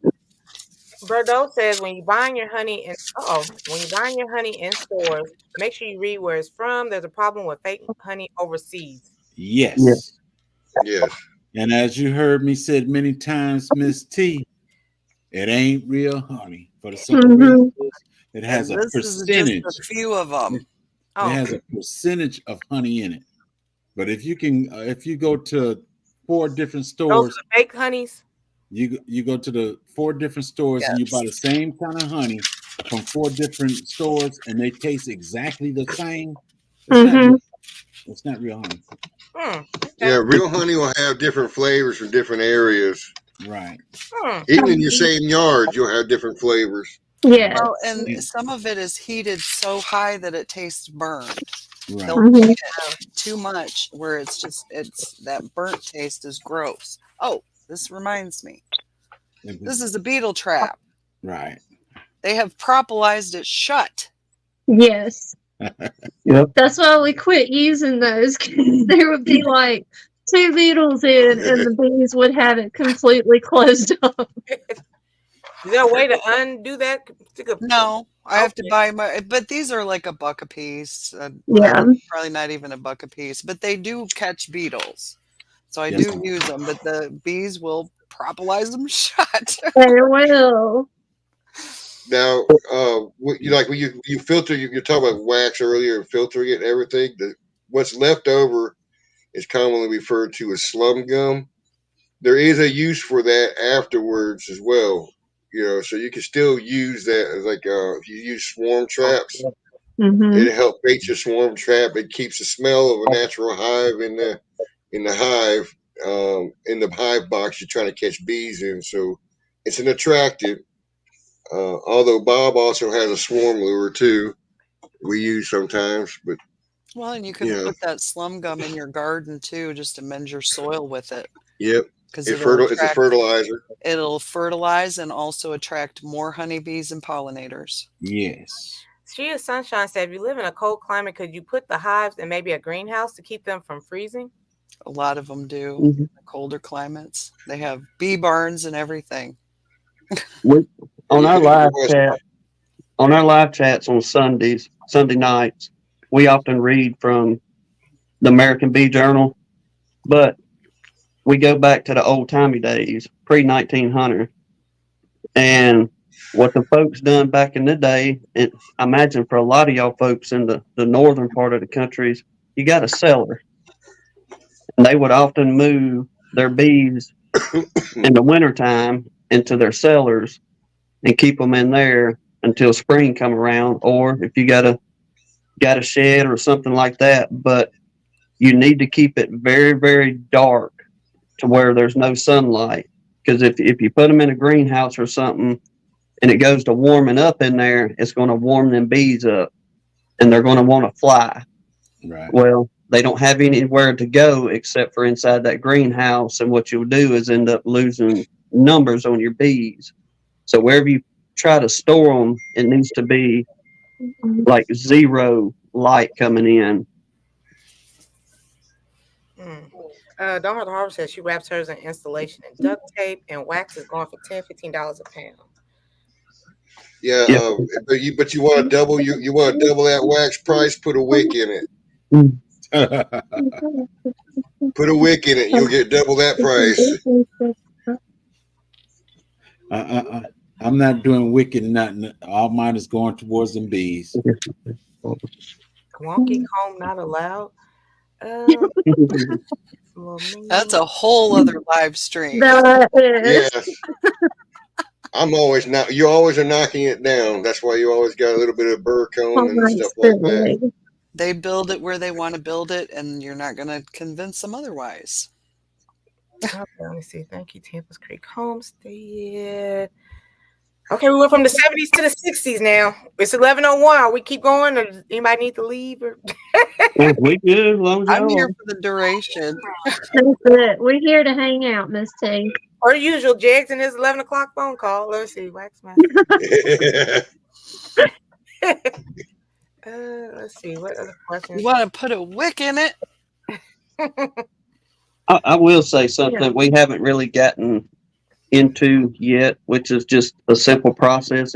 If you go to beekeeping and you run into this, but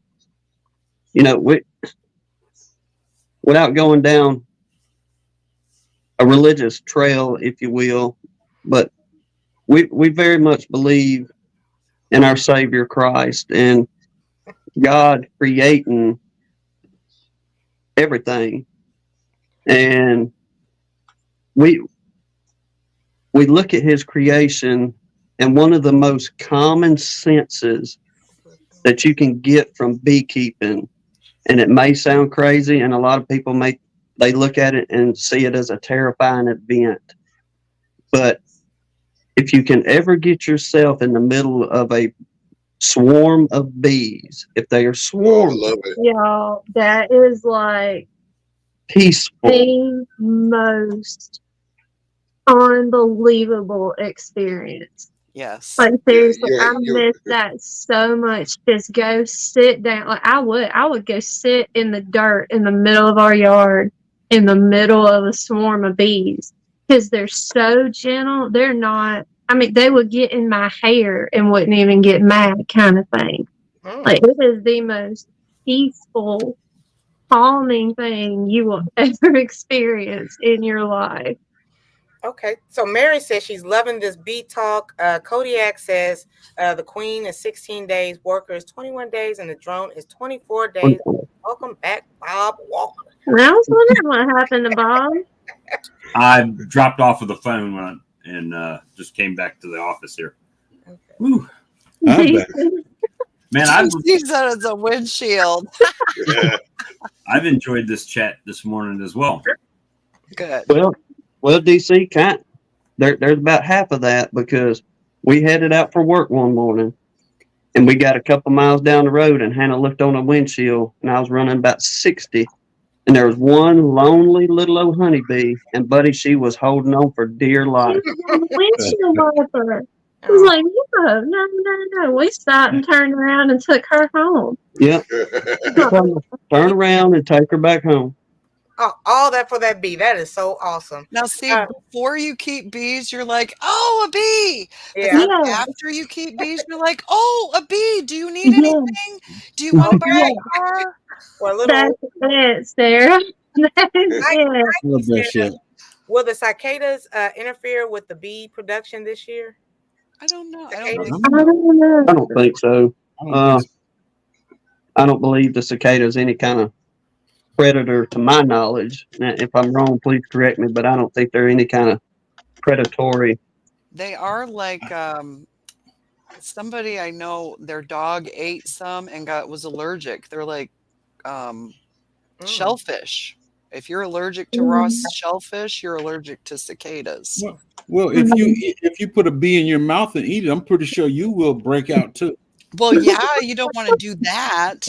No, I'm just saying. You said the dog ate the cicada and all that stuff. Well, Hey.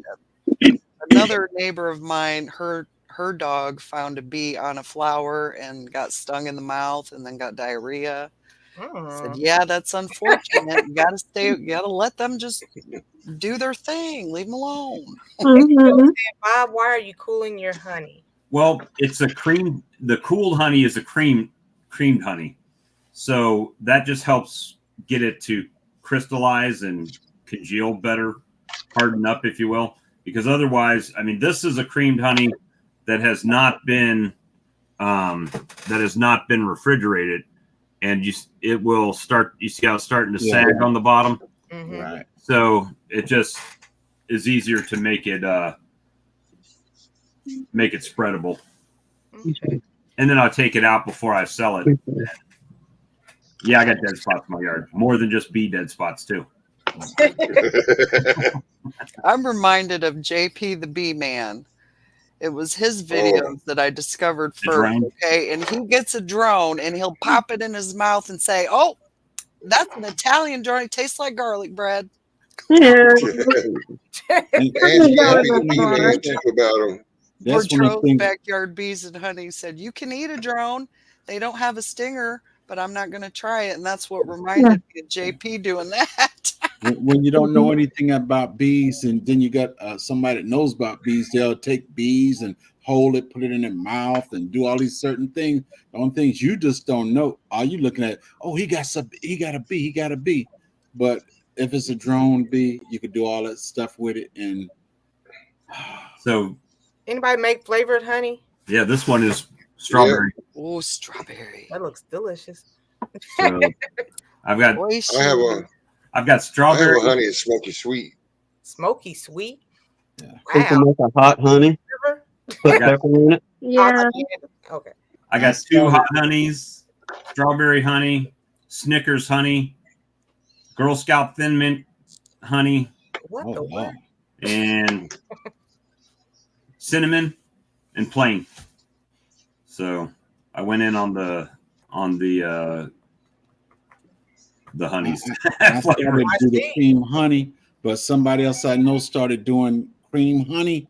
So I said I'll let them do it. So I just went ahead and stopped doing Well, it. this goes back to God, I don't want to take this stream over, but this goes back to our Beaconomics talk that they were talking about earlier, that Ed was ragging me about Beaconomics, right? Beaconomics.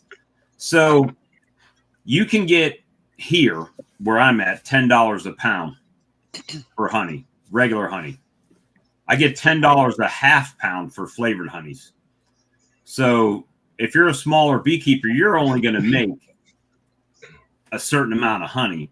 So if you want to make the most money you can on the least honey, then the way to do that is, flavored honeys, hot honeys, creamed honeys. Some people do a garlic infused honey. It's just about maximizing what you're working with. Okay. Mary says, question, my daughter is interested in beekeeping. She wants to start with flow hives. Any suggestions on that for a beginner? Isn't Fermana the guy to talk to about a flow hive? Yeah, he doesn't come on too much anymore. Flow hives, I think if you're just going to get 1 or 2 hives, might be a good thing. But the problem is they're very expensive. Yes. And How much? like $800, I think, last time I checked. But you don't have to buy the extractor and all that. So there's something to that, right? Mm-hmm. But it's I'll just, from my experience of talking to people that have flow hives, they might get 1 or 2 to start with, and then they end up with 30 hives. And it's not really economical for most people to buy that many flow hives to work with. Okay. So Bordeaux says to start off with more hive boxes than what you need. Is that because y'all said they multiply and stuff earlier? Yep. Okay. Honeybees breed quicker than bunny rabbits. Yep. See, that's the buy once, cry once. I'm not gonna say it, but sometimes they put you in the mind of them over there. That that thought. These are thoughts.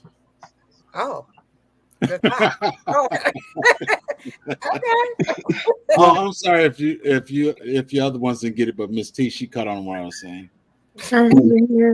I guess I didn't have enough coffee this morning. I was in the chat. I didn't hear it.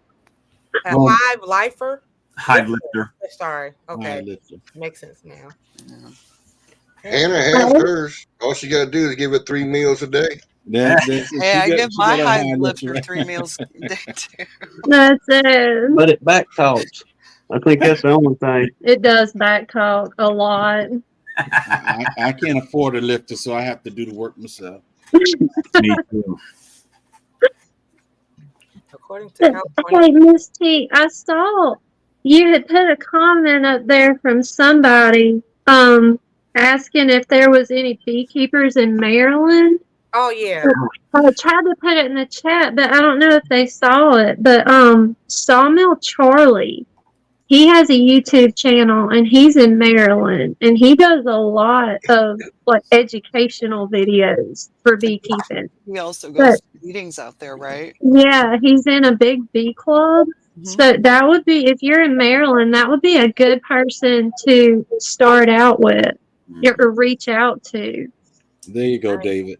I'm sorry. I'm just trying I to need a wooden spoon for my back talking about this. Hannah, did you get your dishwasher? Says somebody. Oh, we had to go there. I was going to, I left it alone. Oh, Who said that? I don't even see it. I think I saw he was Oh, Randy. Randy. Well, I'm working on a video, okay? I've got me a prototype that we're going to test out. So, coming soon, y'all, because Charlie put out, he got his hive lifter, and he put it on video, so here we go. It's coming soon. Y'all stay tuned. Tampa, she's kind of further out, but she is in Indiana. She's about an hour away from me. I know you're on, I think you said you were on the east side of Indianapolis. Yeah. I'm in Columbus. Yeah, she's in Columbus. So, I'm south of Indianapolis altogether. yeah, we're trying to get an Indiana meetup. So And I'm like, I want to contribute something. I want to go. Well, and I know at the Henry Breeding Farm in Edinburgh, Indiana, on Saturday, April 20th, will be the Fun on the Farm, and I will be there with my observation hive. I've got one of those too in the honey house. I used it one time to go to some 4th graders, and then I put it back in the regular hive. Well, it's good to move bees too because you can shut them up in there. Yeah. And if you're going to take them to another No, there's a bunch of women in there. There ain't no shutting them up. We'll just go. Oh, wow. 20 subscribers here.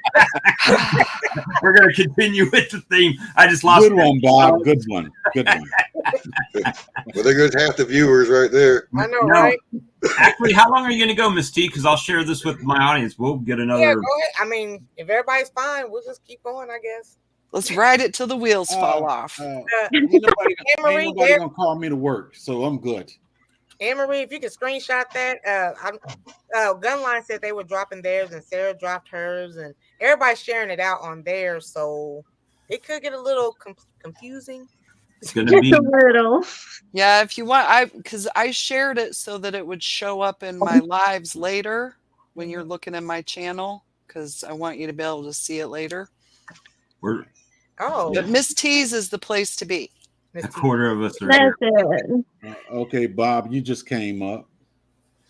Beekeepers are middle-aged men. What about Sarah?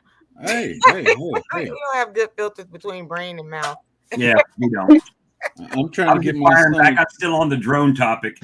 I'm trying to get my grandson follow my steps and do bees. I talked to him last night, told him how good it was. He said, Papa, I ain't getting stung. Okay. Hey, if I just saw that bee venom comment, absolutely. If you make cosmetics, if you're one of the people in here that make cosmetics, bee venom in the cosmetics, that's kind of like a natural Botox for wrinkles, because it's like Botox. It irritates the skin, which makes it a little bit puffy. Take them little crow's feet out and stuff like that. That's something we're looking into. Well, y'all people, I was talking to somebody in the chat, but a lot of people have no idea the amount of health benefits you can get from the venom. Like getting stung. That's one reason I miss it so bad since I turned so allergic to it. Because I have rheumatoid arthritis. And I got off of all the medications they had me on for arthritis just by taking bee stings 3 or 4 times a week. Like it's unbelievable what the venom can do for you. Okay. Do what, Bob? I said I take them 3 or 4 times a day sometimes. Yeah. I'm happy if I just get stung once. Oh, perfect. When my husband goes out there with me and he gets stung and I don't, I get jealous. That was my sting. Yeah. I did Yeah. that sting. Seriously. So there's Riri in Maryland. Making They it. just put a wick on that wax, and bam, you got yourself a candle. Good wrinkle This is the remover candle for my cold daughter made. buttons. But it's this is a soy wax. She didn't add any beeswax in there, but it smells really nice. Like, to me, it smells like roses, kind of. There's a beeswax candle. Beeswax is much more healthier for you as far as the burning of it. You don't Yeah. have any of the irritants and things like that you would get from your common everyday Sorry, candles you can buy. Candle. Sorry, I'm looking at 2 different sides at once. Well, Sarah's got a cute one. I Yep. still got to get the bottom even, but Miss T has one like this. Yes, I'm ma'am. getting That's the hang of it, awesome. You are. Those are looking good, Sarah. but I only have one mold, so I have to make them one at a time. So Yeah. Psalms 146 wants to know, can we stay on until African Dreaming comes on in 45 minutes? Is that okay with everybody? And we can pass the baton over to African Dreaming. He's never seen my chat. I could talk. Over here, we usually do an hour and a half. Going long today. Not today. Or anytime we can Set a new record today. anytime we could blackmail Miss T to keep going. Well, you got to look at Tim over there. He went 7 hours on a live. So Our we can very do it. first live stream, we beat the record for the beekeepers. That broke the habit though too, didn't it? Yes, it did. I was like, no, that ain't for me. I didn't have enough coffee to go 7 hours. Pescatarian is back for a short period of time. Hopefully she's still here. Do you guys work outside the home? I'm wondering about the time it takes to be a beekeeper. We absolutely work outside the home. I have a full-time job myself. Mhm. Yep. Well, the main thing is the bees do most of the work. You just got to make sure they've got room to do the work. Right. And it takes what? I mean, typical inspection, you're in and out 15, 20 minutes. Mhm. Depends You on what can the make it as long And or then as how quick hot as it is you need. outside. Yeah, oh, yeah. Variables and such, you know, you could run into some mess and have to clean it up and be there an hour. Yeah. Tampa said So- the process for whipped honey. I'm sorry. We got over 70 people. I'm trying. You did good, Miss Doing T. great. So there's really two different things. There's whipped honey, and then there's creamed honey. So whipped honey, And then don't forget oh, spun. There's oh. spun honey too. Mm-hmm.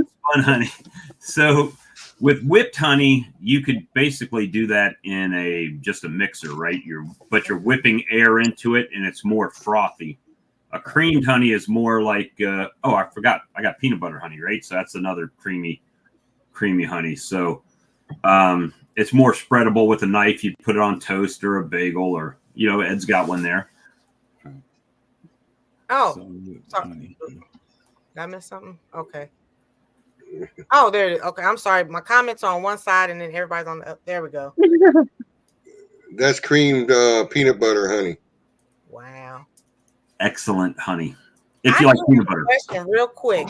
Do you guys ever get tired of eating honey, like honey peanut butter, strawberry honey? I don't eat that much. I take mine straight from the bottle. That's my favorite. Wow. Pause. Okay. He's got to have a brown bag when he goes out in town. Hey, Miss T, I think I might end up losing my name to somebody else. Okay. Good morning, Aunt. No, the only time I take it straight from the bottle is when I use it in my garlic honey. That's the only time I take it straight. Other than that, I take it in my tea. And Let me tell you. if Go I ahead, don't have Jay. any cream, I'll put it in my coffee. Yeah, I love it in coffee. It's good on ice cream. Honey goes with everything. Hey, Right, hot my honey grandson is put it on awesome on chicken wings. Chicken wings and strips and fried chicken. You ever go to Popeyes? What do they give you? They give you a thing of honey and a thing of hot sauce. But that's not No, honey. no, they give you a thing Yeah, of sugar. They give you a pack of sugar and a pack of hot sauce. Nicky Billy said, why would you want to put a bee in your mouth? Shock factor. That's a good question. That's a very good question. It shakes at the beginners. Yeah. I do have a website. I just don't have honey on my website. Even when they sting. And the main reason is because if you're buying $10, let's say a $10 bottle of honey, it's going to cost you $5 or more just to send it to you. Right. So now you're buying a $15 jar of honey when it's probably just as good to get it from the guy down the road. But I might add some of these. I've got so many creamed honeys, I might put those on there. Okay. But and Mhm. new breaking news right here. Tim and Hannah know, but I might have my own line of bee suits coming up soon. So All right. Walker bee suits. I've been they're they'll have my little cowboy bee on it. The WBS. So been working on it. So the guy's sending me the first samples to see if I like them or not. And then And what are you thinking your timeline is, Bob? Your sample's coming soon, right? well, I talked to the guy yesterday and negotiated pricing, and then he said your sample's ready to go out. I made some modifications because anybody that has seen me talk about the Guardian Bee jacket, what's my biggest hang up? Velcro. Velcro. Guess what? Guess what mine has on the pockets? Velcro. Ding.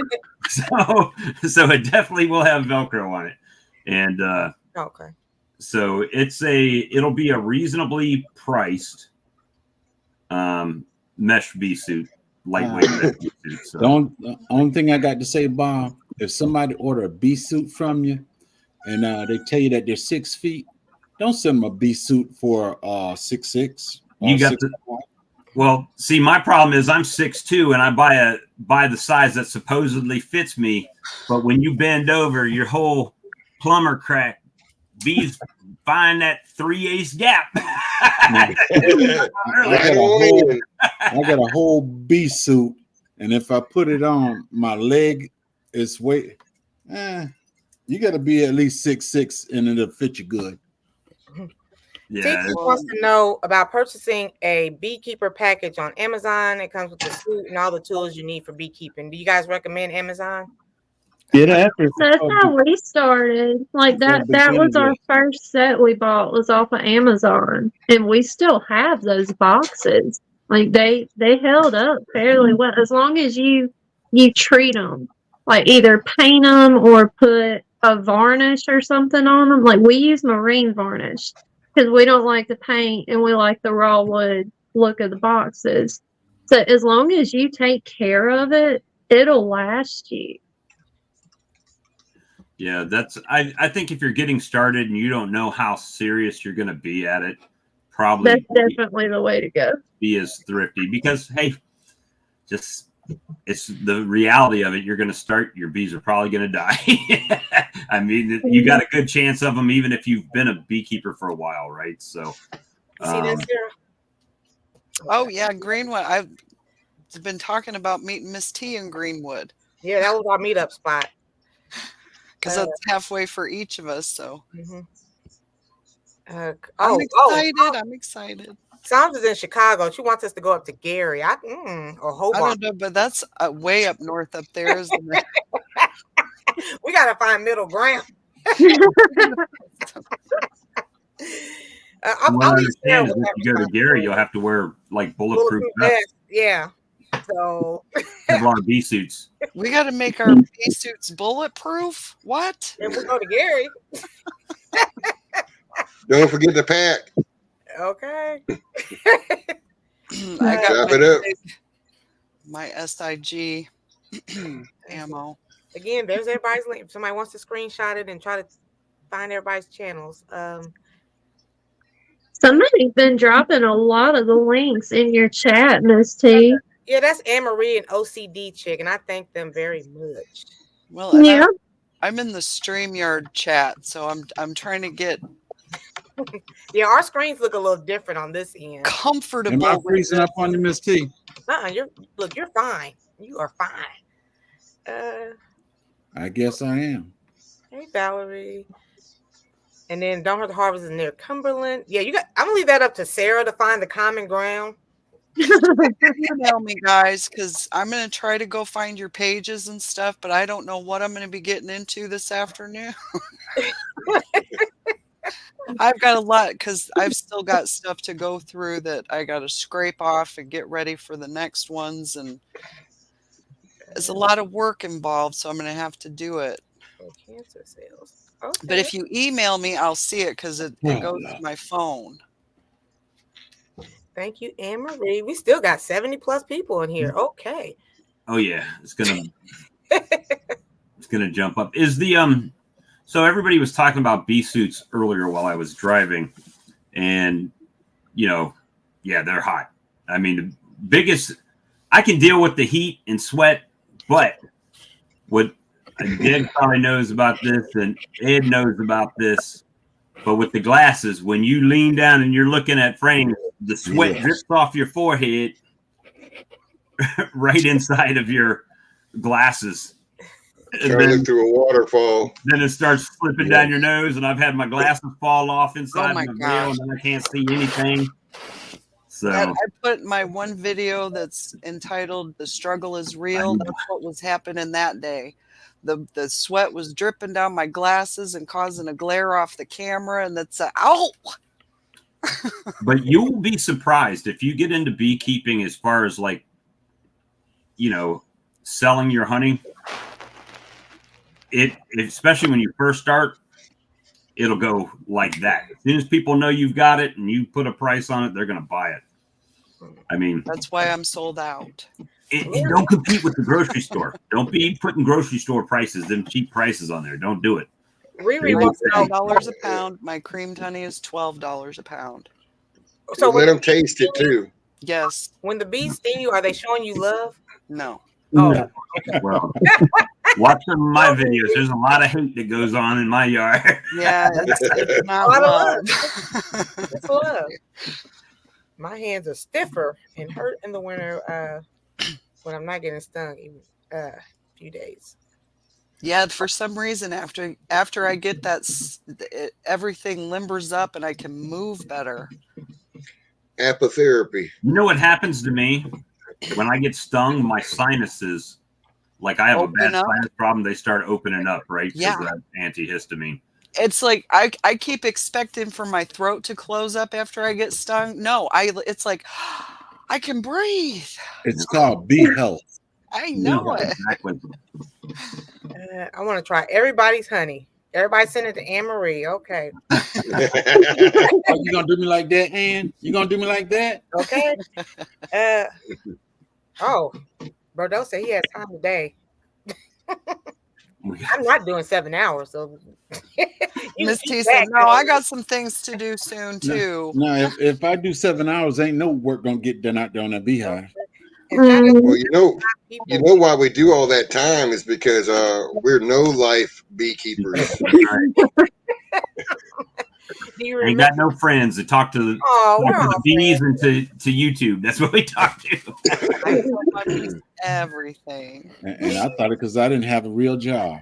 Yeah. Do you guys recommend putting a large hive on a super for honey flow season? Do you Um, large? I'm actually Oh, in talking about conversion. deep hive. Oh, I don't know. I mean, all we run is deep boxes for the most part. Yeah. I mean, we'll let them go and they'll fill them puppies up just as Yeah. quick as they'll fill a medium up. Right. Yeah, so I was using mediums and I'm getting away from that. So I'm going to all deep boxes, and it's more of a economics reason, right? A medium box costs the same as a deep box.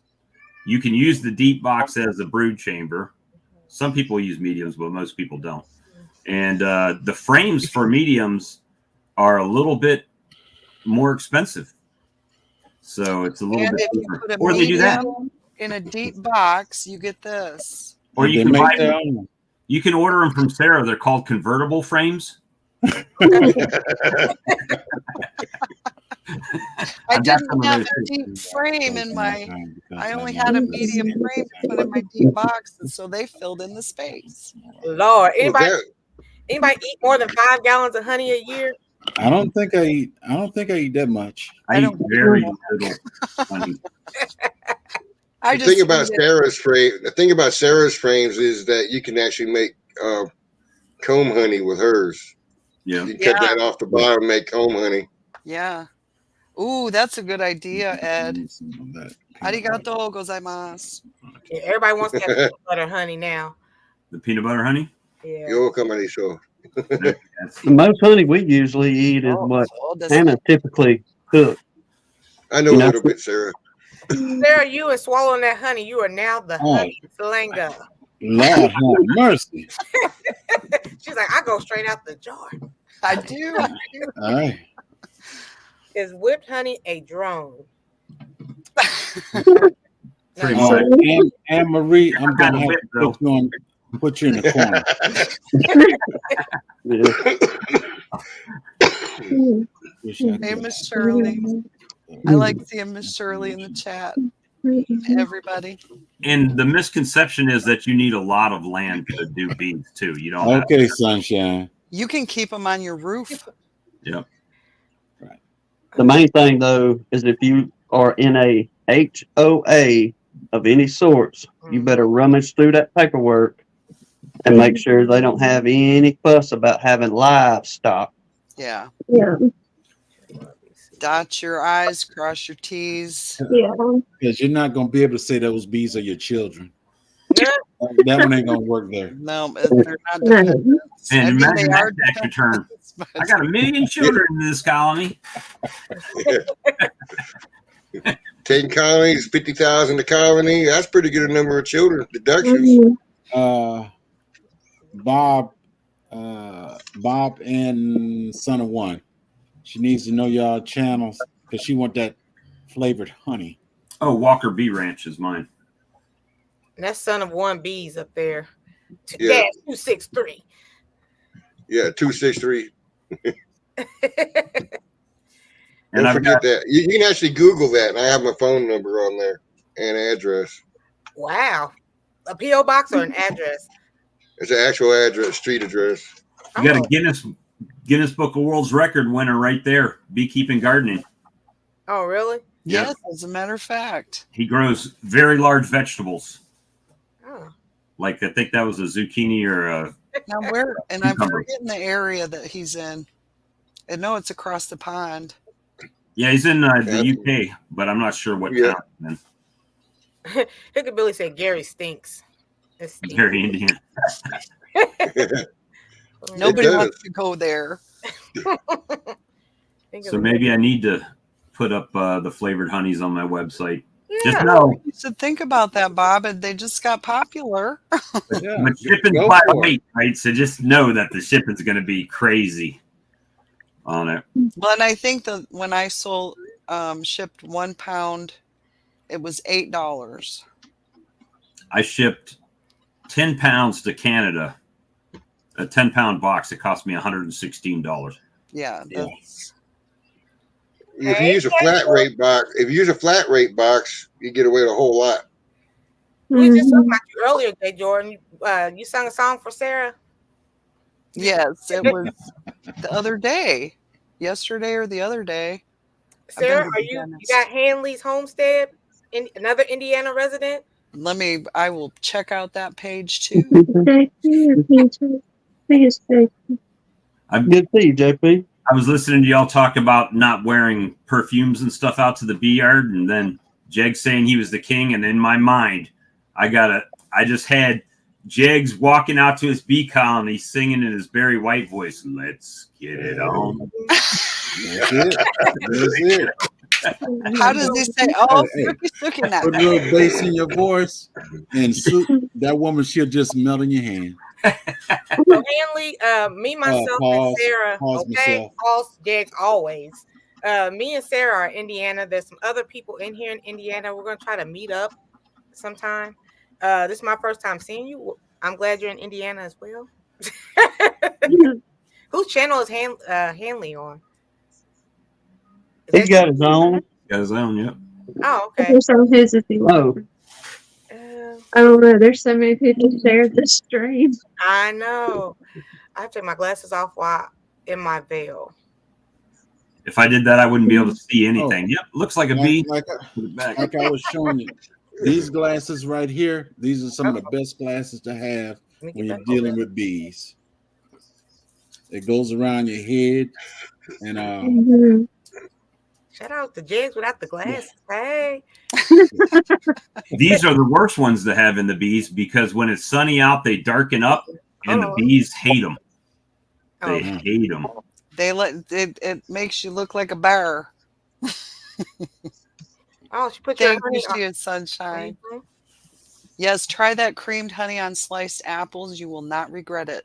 It's just do have- so good. Ooh. I do have an apple in the fridge. Go to A-frame, you'll get fatter combs and more honey per frame. Thank you, Larry. Larry's got a Isn't bunch that hilarious? in Mississippi. Sippy. 5 types of bees in our yard, along with 5 types of wasps. Will starting a hive be an issue for us? I'm being modest with the numbers as I am not sure how many species of each we have. Well, Well- there are so many different, and it depends on if they're native or invasive. And Mhm. I had a chart with all the different because there's bumblebees. I love seeing bumblebees because they like to pollinate tomatoes the best. You know what? I think since I've been keeping bees here, I'm noticing more different types of species. Right, the food chain has moved in. I Mhm. see everything. I mean, dragonflies, lizards, toads, anything that can eat a bee will show up. But the bees luckily produce a lot. Like Sarah was saying. So I haven't had an issue with them here. I've seen the praying mantis stalking out mine, and I have a video I have to still figure out how to knit together, but they stalk my beehives, the praying mantis. Mhm. Over 70. Do you guys like plastic frames or acorn frames? Whichever's available in my. I was going to say I haven't tried plastic ones yet, but I love the plastic frames. Mm-hmm. Some people say their bees don't like them. That's horse hockey. They don't like them. I think what it is, they don't put enough wax on it when they put it in. Right. So that's why the bee don't like it. But with that being said, the fact that I like them, I'm still taking it. I'm taking them out of my apiary because my uncapper doesn't like it. So I'm going to the wood, back to the wood. What about you? I go with whatever's cheapest. That's it. Should I try to cut my thumb off trying to make my own frames? They most definitely went up from when I first started. Man, I used to buy 100 wooden frames for $89 for Man Lake, and now they're $174. Yeah, I burned what 6 boxes of frames because the moth got in it and all that other stuff. I burned them instead of using my head. And after I burned it, I thought I had frames and everything in there. I had to go spend that money. Oh no! Spend that big money. How often do you guys just take the frames and repurpose it and put them in some hot water, clean them off? Okay. Soul Sister in New York again. How often do you mite check and suggestions on how to treat mites in hives? Appreciate everyone's thoughts and suggestions. that is a week-long conversation. Oh, That's a lot right there. That's a lot. Yeah. Because depending how many beekeepers you have, you'll have twice as many answers. And it's different in every area. Mhm. Some areas aren't getting mites at all. I mean, I try to check in the spring. You got to find the queen when you do it, though. I mean, with the mite checks, I've honestly, up until this last year, I've never mite checked. I just assumed they had them and treated. Some people will tell you they don't treat at all. Some people tell you they treat twice a year. Some people tell you they treat 4 or 5 times a year. Charlie, he uses 3 different treatments during the year, right? So it's just a big thing. But they are an issue. And every journey is unique. Mm-hmm. My journey isn't your journey, isn't their journey. Mhm. It's all unique and different, and we're not going to do things the same. Yep. I checked for mites. I checked for mites one time, and I didn't have that many mites in the alcohol solution.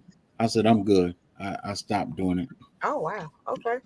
I lived in Indianapolis all my life. I've never heard of Bourbon, Indiana. Have you, Sarah? I have this my first time here in Bourbon, Indiana. So maybe he's in Indiana drinking bourbon this morning. Too many shares. Oh, we've made Keep up. malfunction. Anyone going to HOA conference this Hi. homeowner association? No. Cream honey. Creamy honey. Yeah, that Snickers creamed honey was my #1 seller this year. But you know, the Girl Scout Thin Mint cookie one, it tastes all right to me because I like mint and I like chocolate, so it tasted fine to me. But some people just aren't mint people, so it kind of didn't do that much. Hey, girl, dad. Cooking and deliciousness. All right. Bees don't like plastic, so we trick with the wax. Trick them with the wax. Put the wax on there. The wax that they spray on from the factory, I've had it where I've put them right in the colony and they just no problem. Then I've had them put it in there and it's not good. So this past year just started. That's it, rolling wax on it. Wonkiness. Wax. I think the heavier it is, the more they like it. Yeah. I would get a salt gun for the praying mantis to really have fun. I have thought about it. Hmm, Praying mantis is good for your garden. not worth the added danger of making your own frames. Yeah, I took a big chunk out my thumb with a table saw. Ooh, I didn't lose it. I didn't lose. Well, I see, didn't lose it. those are the reasons I'm reluctant to do, because my husband does the woodworking stuff. That's his area, right? Mm. If I say, honey, please make me, Yeah. I need another box, he'll do that. And I'm trying to get comfortable with the equipment to use it. But I think, no, because if I do, I'll just cut off the whole arm. Wow. No, Sarah, it's not that bad. It's not as overwhelming. Around. Tiny sis, It's Mhm. not. we all It's have not like creatures. you think. Oh, I'm sorry. I'm trying not to cut you guys off. I apologize. I'm just. You good, Miss T? We I all still have, have the phone. we have 80 people in here. Shout out to that. Oh, I know we all have creatures. You mentioned in our yard. I'm just afraid of the murder hornets coming in. Is this a concern for any of you? It's not stopping me from starting a hive. No, because those hornets can be dealt with. You can get glue Yeah. traps, and they have pheromones that'll work against them. I watch the Japanese beekeeping videos. And bees are pretty smart. If you've ever watched a video where they'll let one come in the colony, and as soon as it attacks one, they just Yep. They will cook that thing alive. And they will cook it. Things can handle a hornet, but they're not like the hornets. At least here in our experience, anyway, the hornets don't like invade the bees. Because like when we have open feeders, like sugar water out, you'll see wasps, 2 or 3 different kinds of hornets, yellow jackets, bees, and everybody's in there together, and nobody's fighting or anything. Like I used to feed them out of my hand. I would literally just pour a bunch of honey in my bare hand and go sit out there, and they would all just be all over my hand, crawling all over each other, feeding together, and no problem. So she had bald-faced hornets in her hand, honeybees, all that. It's not I like got a video. yeah, we do. We do got one. It's an older one, but yeah, her out there feeding them, and them hornets and bees, everybody congregated together. Yeah, it's not like just ongoing warfare between hornets and bees kind of I don't deal with HOA. Yeah, we all thought it was homeowners. You're talking about homesteaders of America. Okay. Oh, Oh, I thought you were talking about like homes. Okay. homeowner yeah, association. homeowner. Yeah. Yeah, I don't know what that is either. Oh, the homesteaders of America. America. We thought you were talking about home association, homeowners. homeowners association. Glad we cleared that one up. Yeah, Right. homesteaders. I don't plan on going to any conference. Well, and there's one coming up close in Muncie.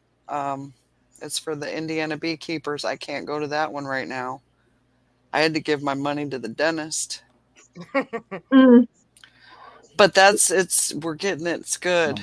Mac does that too. Max Apiary with the hot gun. Right. Need a video of that. Yeah, it works when you're doing a few, but if Yeah, you got to do a few hundred, Video. then it on may how not he be did as it. I still have to get one of those devices. I don't have a hot gun thing. I have I a just hair have- dryer, but it doesn't work really well. I just use the crock pot Yeah. and a foam Crock roller. pot, foam roller, yeah. That's what I Mhm. use. I've been using a Quick. paintbrush. Only thing is I end up painting my What up, counter Gui? with wax and my floor with wax and everything with wax. I've got Yeah, little- that's why we have it set up to do it outside. Yeah, That carport. does not happen in my kitchen anymore. well, and the wax, if it gets on the bottom of your shoe and then you track it, it will not come out of the carpet. Ask me how I know. No, it won't. Propolis is worse. Well, Much worse. I'm gonna tell you the reason I got my solar wax melter is because I was melting wax on the stove and I was pouring it into a 5-gallon bucket, and the bucket kind of Woo. tipped over. And But God, it be does serious. leave it, because then when it solidifies, you could get it off better. But if you try to mop it up when it's wet, you're going to make a bigger mess. I've got a wax dip floor right now. In one PG, just go ahead and get the bees and stop being scared. Just get it and enjoy it. Well, That's try it. You're to gonna make a get friend stung with, once or twice. go to a beekeeping meeting, go to a club meeting, Mhm. make a friend with the beekeeper, ask if you can go to their apiary when they do their inspection, and then see if you like it from there. 'Cause Yeah. there are a lot of excited beekeepers that would be happy to say, "Yeah, come on, I want to show you." If you're in South Carolina, come on over. See, Bob, he'll take you.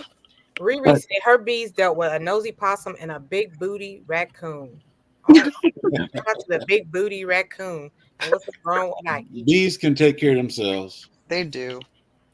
Just a little note for folks, especially getting into if you're wanting to keep bees and this is your very first run and you have never been stung by a honeybee. Honeybees have a different venom than wasps and hornets. And honeybees don't hurt near as bad as a wasp or a hornet or even a yellow jacket. So y'all don't be afraid of getting stung. But this is more of a safety net to potentially save your life if you've never been stung and you don't know how it's going to react. Mhm. If you're looking into doing it, call your doctor, your local, whoever your regular doctor is. Tell them, say, hey, look, I'm looking into getting into beekeeping. I've never been stung, but can you write me a prescription for some EpiPens? Mhm. That way, if you do have an allergic reaction, You've got that there. But another little tip that I used to do before I turned so bad allergic, but I would swell and itch really, really bad wherever they stung me at. But taking Tums, I would take 2 extra strength Tums before I went to work in the bees. And that would help like keep down the skin reaction. I wouldn't swell or itch near as bad from taking those. And Benadryl will help too if you can take Definitely. it. You know who else is allergic to bees? That's a beekeeper. Ricky Rourke, Horizontal Hives. mhm. I didn't know Ricky was. I knew Miss Ruth was. But I Yeah, didn't know Ricky was allergic too. he came down one day and he's like, yeah, I brought my whole suit. I'm like, man, you're expecting something. He says, well, I'm allergic. So I'm like, go put your suit on. I did not know he was allergic too. Oh, there he is. Hey, Ricky. Thanks, Ricky. Hey, Ricky. Talking about you. We Yeah, spoke Ricky. into existence. That usually happens. We speak about somebody and then here they come. So don't be talking bad about me because I'm coming. But yeah, the pescatarian gardener. A honeybee sting is not as bad as a lot of people think it is. It's really, really not that painful. It's intense for about 30 to 45 seconds, and then it starts to swell and then itch. Mhm. But it's Well, I not. encourage y'all to come to my bee yard and feel what a real sting feels like. That's why I Well- wear the veil, because I've not been stung. I got been stung right here, but not in my face. I don't want to do that. No, I don't I've been think hit in we're the the face. I've been hit in the face, eyelid. The Yeah. worst Yeah. I've gotten is right on my nose, right? Like she curled up on the inside of my nose and got me right on the edge. Oh, wow. Ouch. My eyes started watering like someone hit me in my nose. That's how bad it was. Wow. You say, Bob. Did I see Earl in there? I don't Hillbilly. Yeah, there is Earl. Hey, Earl. Hey, Earl. I haven't seen you in a minute. I know. I didn't know Earl was in here. I get it on the ear. I want to put a caveat in there about people who new beekeepers. The hum and drone in a hive is so relaxing. Mhm. You become very peaceful in that environment with hearing them hum in the hive, and you can tell when they're queenless because the hum will turn into a roar. So that's why I'm like Hive for Heroes. They use it for people with PTSD because of the calming effect the bees have on people. Mhm. So I just got word via text message that African Dreaming Songs, if you're still here, they go on at 1:00, which is like 75 minutes from now. So we won't be doing that. We 2.5 hours in. We're gonna probably do like another 30 minutes. Another 30. Yeah, Yeah. a good 3 hour live. Oh, Miss T. Oh. We're gonna have to run in about 10 minutes. Yeah, Okay. we kind of put off work, so we Uh-oh. gotta go put in a whole day. But you Just guys- 5 more This minutes. remodel. Just 10 more minutes. No, we'll go to 11, no problem. Yeah. Well, you I'm guys not mad at you at stay all. 'Cause safe out there when you do go. Yeah, I was supposed to be out here an hour ago. But We're having fun, Misty. Just in case we can't get this in, thank you everybody that's went and subbed. I went and looked at the numbers a second ago and seen they come up. I don't know, about 8 or 10 of you went and subbed, and Yes. thank y'all very, very much. Arigatou gozaimasu. are you guys close to the 1K? Oh, they're Man. 800 or so, right? We are No, almost we're at 800. 900. Okay, I thought you guys were in the 900. Okay, so you're 800. Okay. I think I don't think we've made it Since I to can't do my 800. spill right now, Miss T. Mm, Since they're in the 800s, I can't do my spill. do it. Go ahead. No, that's all right. They're in the 800s. I'll wait till I get in the 900s. And I do. Oh, Where are we at? We at If 792. anybody on here right now that's watching this, and this is your first time watching Beekeepers and everything, I want you to subscribe to these channels because you will learn something. They will encourage you to be a beekeeper. Hey, go visit, check them out, sub, and learn something and teach something. Thank y'all. Thank you, Jags. Yes. it sounds like 75 minutes. You can do it. You can no. I'm living off of one donut. Everybody eat breakfast. Anybody eat breakfast this morning? Just coffee? I just had coffee. Just coffee. Oh, you guys are just fine with that. Just living off of coffee. Well, I my had to stomach is different after my gallbladder is out. Oh. It's weird. Later in the afternoon is when I can put food on it safely. That's me. I do coffee till about 1 or 2, and then I can I eat get something. I get my honey, I drink my coffee, and then I just kind My of honey. Oh, Right out the jar. well, thank you, Walker. You're welcome. Bob Walker. Bro, He Every time I is, see, he is really a good guy in spite of all of his. I take a lot. I got broad shoulders. I can take a when lot. I see Walker, I want to say Texas Ranger. That's fine. Right. Lotus says she subscribes to everybody. So to Tampa. Awesome, y'all. Thank you guys. yeah. We do Appreciate the appreciate support. it. So I feel like I should stop complaining about not eating because you guys, live off of coffee. Girl, I run on coffee. Coffee and honey, yeah, mostly. Well, I try to do like toast or something, but I just wasn't. I guess I was just too excited to be here this morning. Hmm. Hey, And my coffee too. I only had coffee too. Now Sarah's got to do her own lives. It's coming up March I 9th. can't wait. March 9th is my big anniversary live stream. I'm going to try to go live from my channel before then to practice. So stay tuned. Oh, we will. And Grammy Lisa said she had been talking to a couple people that she was going to start trying to do some more live streams. Yes. I was like, finally, some women are going to do live streams. Because we can keep bees too. Yes. Sarah's Happy Hives is spelled without the H in the Sarah. So it's Yeah, I'm a S-A- no H. My parents couldn't afford the H. I'm just gonna SARA. I'm gonna try to catch as many live streams as I can next week, but I'm gonna be on the road. So Well, stay safe on the road, Bob. No live streaming and driving. That's dangerous. He's probably live streaming from Canada.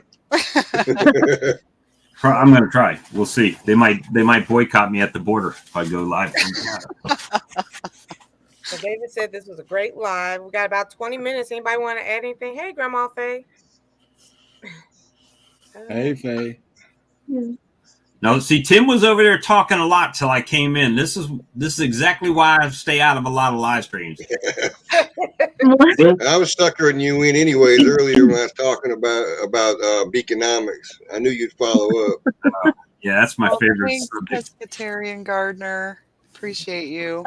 Yeah, and sub to Oh. everybody else too, because they have great content as well.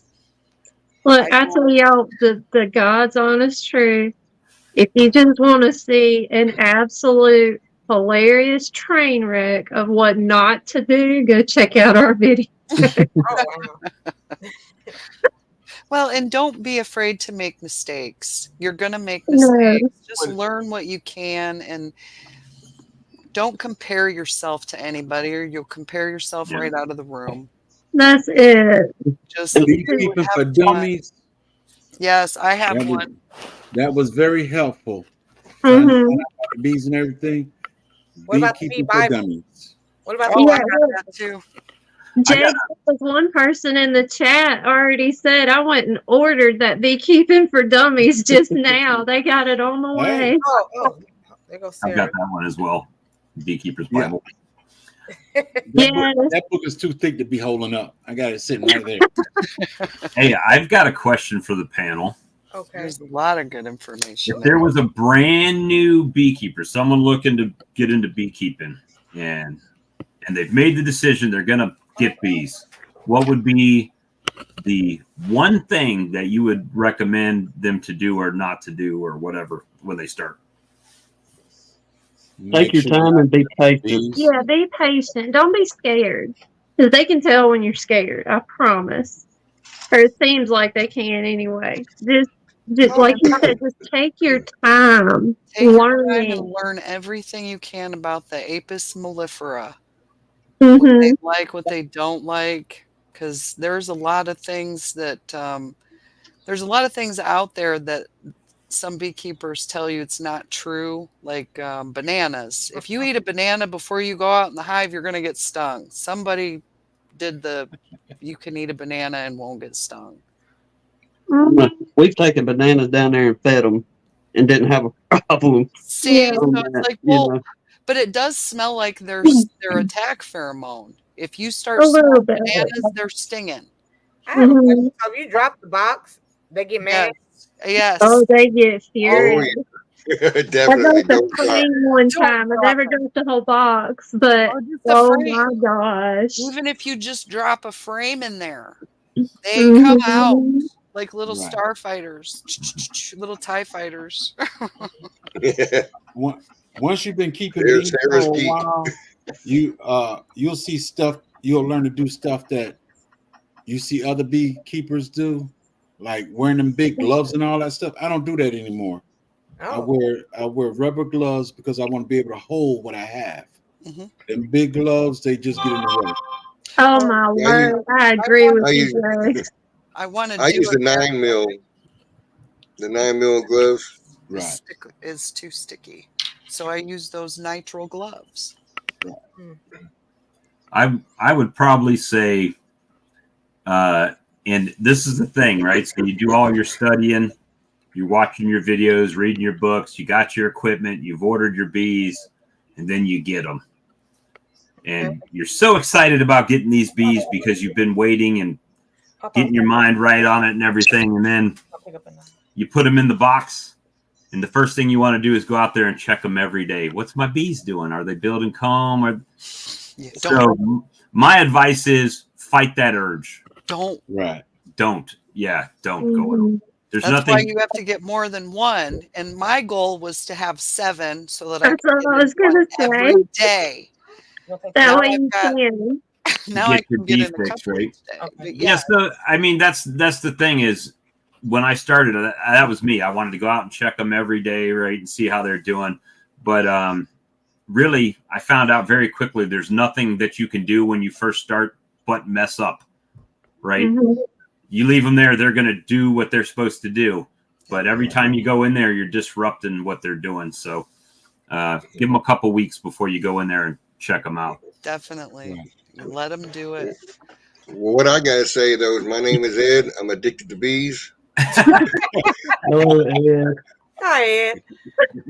Kenneth said, "Don't get discouraged." And Soul Sister wants to know the link for David Lewis, please, if he could put. Oh, he just typed it in, Miss Oh, T. okay. Thank you. Yeah, Miss T, I'm sorry, but we've got to jump off and go That's, to work and be adults for a little while. Yeah, I'm so you That's guys- right behind you. That's all right. Miss T saying, I wish y'all hurry up and get up off here. Y'all taking too long. But thank you so much for inviting us on, Miss Yes, T. We ma'am. really had a good time with y'all. See y'all I later. enjoyed y'all. Yeah. Anna. Y'all Y'all take care. care. See ya. Bye-bye. The people who did subscribe to Gun Lines, if you guys could please at least watch a video so it sticks. yeah. Sticks like honey. When you go in, you watch the video, you leave a little comment like, "Hey, from Miss T's channel." Then you like it, then you subscribe. I think was it Old Fart Gaming taught us that. Yeah, And they're, if you they're on the road to 1K. So and if you really like B chats, they're basically a live B chat every night of the week. You could probably Somebody somewhere is talking about bees. usually, I go myself usually Monday or Saturday, or sometimes Monday and Saturday. Sometimes he goes every day. And then Lee and I go on Tuesdays. Mhm. And then Stream Teams on Wednesdays. And then Ricky at Horizontal Hive is on Thursday. And Sawmill Charlie's on Friday. And then I I'm on usually, my Saturday. Saturday stream is usually later at night. And I think Ed's trying to start a Saturday stream. Well, and I Yeah. was thinking about, because my first official live stream is going to be on a Saturday, and I'm thinking maybe I might want to try Saturdays, because Saturdays are good. What I found is any day we go live, people watch it. I mean, it's amazing that I could go 9 o'clock in the morning or 1 in the morning, and It was about 9 o'clock in the morning I found Bob. He was live streaming, and I was just still taking care of my dad, and he was napping, so I went on the YouTube looking, and I found his live chat. and Gun Lines is on Sunday. Done live on Sunday. Sunday Most night. of them are right around 8 o'clock usually. Most of the streams. I think Ed, yours starts a little bit earlier, doesn't it, on Saturday, or it has been? Yeah, I've been trying to get it started around 5. And we just like to talk beasts. So, Miss T, we'll close the club down if you'd let us. I'll start when I do my new beehives, then I'll start my bee channel. So I'll have my regular garden channel and a bee channel. Well, let me know. I'll come over and sub. everybody's saying this was a fabulous live. Everybody sub to everybody. Please make sure you watch the video or a video so it can stick. Okay, we're caught up with the live. All right. So thank you guys. This went absolutely well. Everybody enjoyed it. Miss T, we want to thank you for having us all today.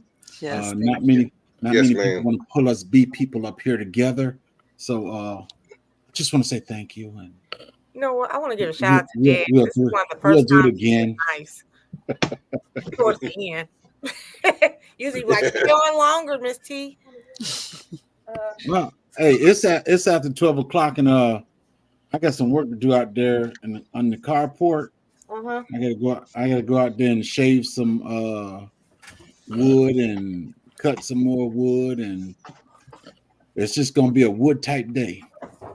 Well, you have a good day. My daughter's needing me, and yeah, I'll see you guys out here in these YouTube streets. All right. Y'all have a Everybody have a good great one. day. Bye. Peace. Thank you guys Bye. again. Bye. Bye.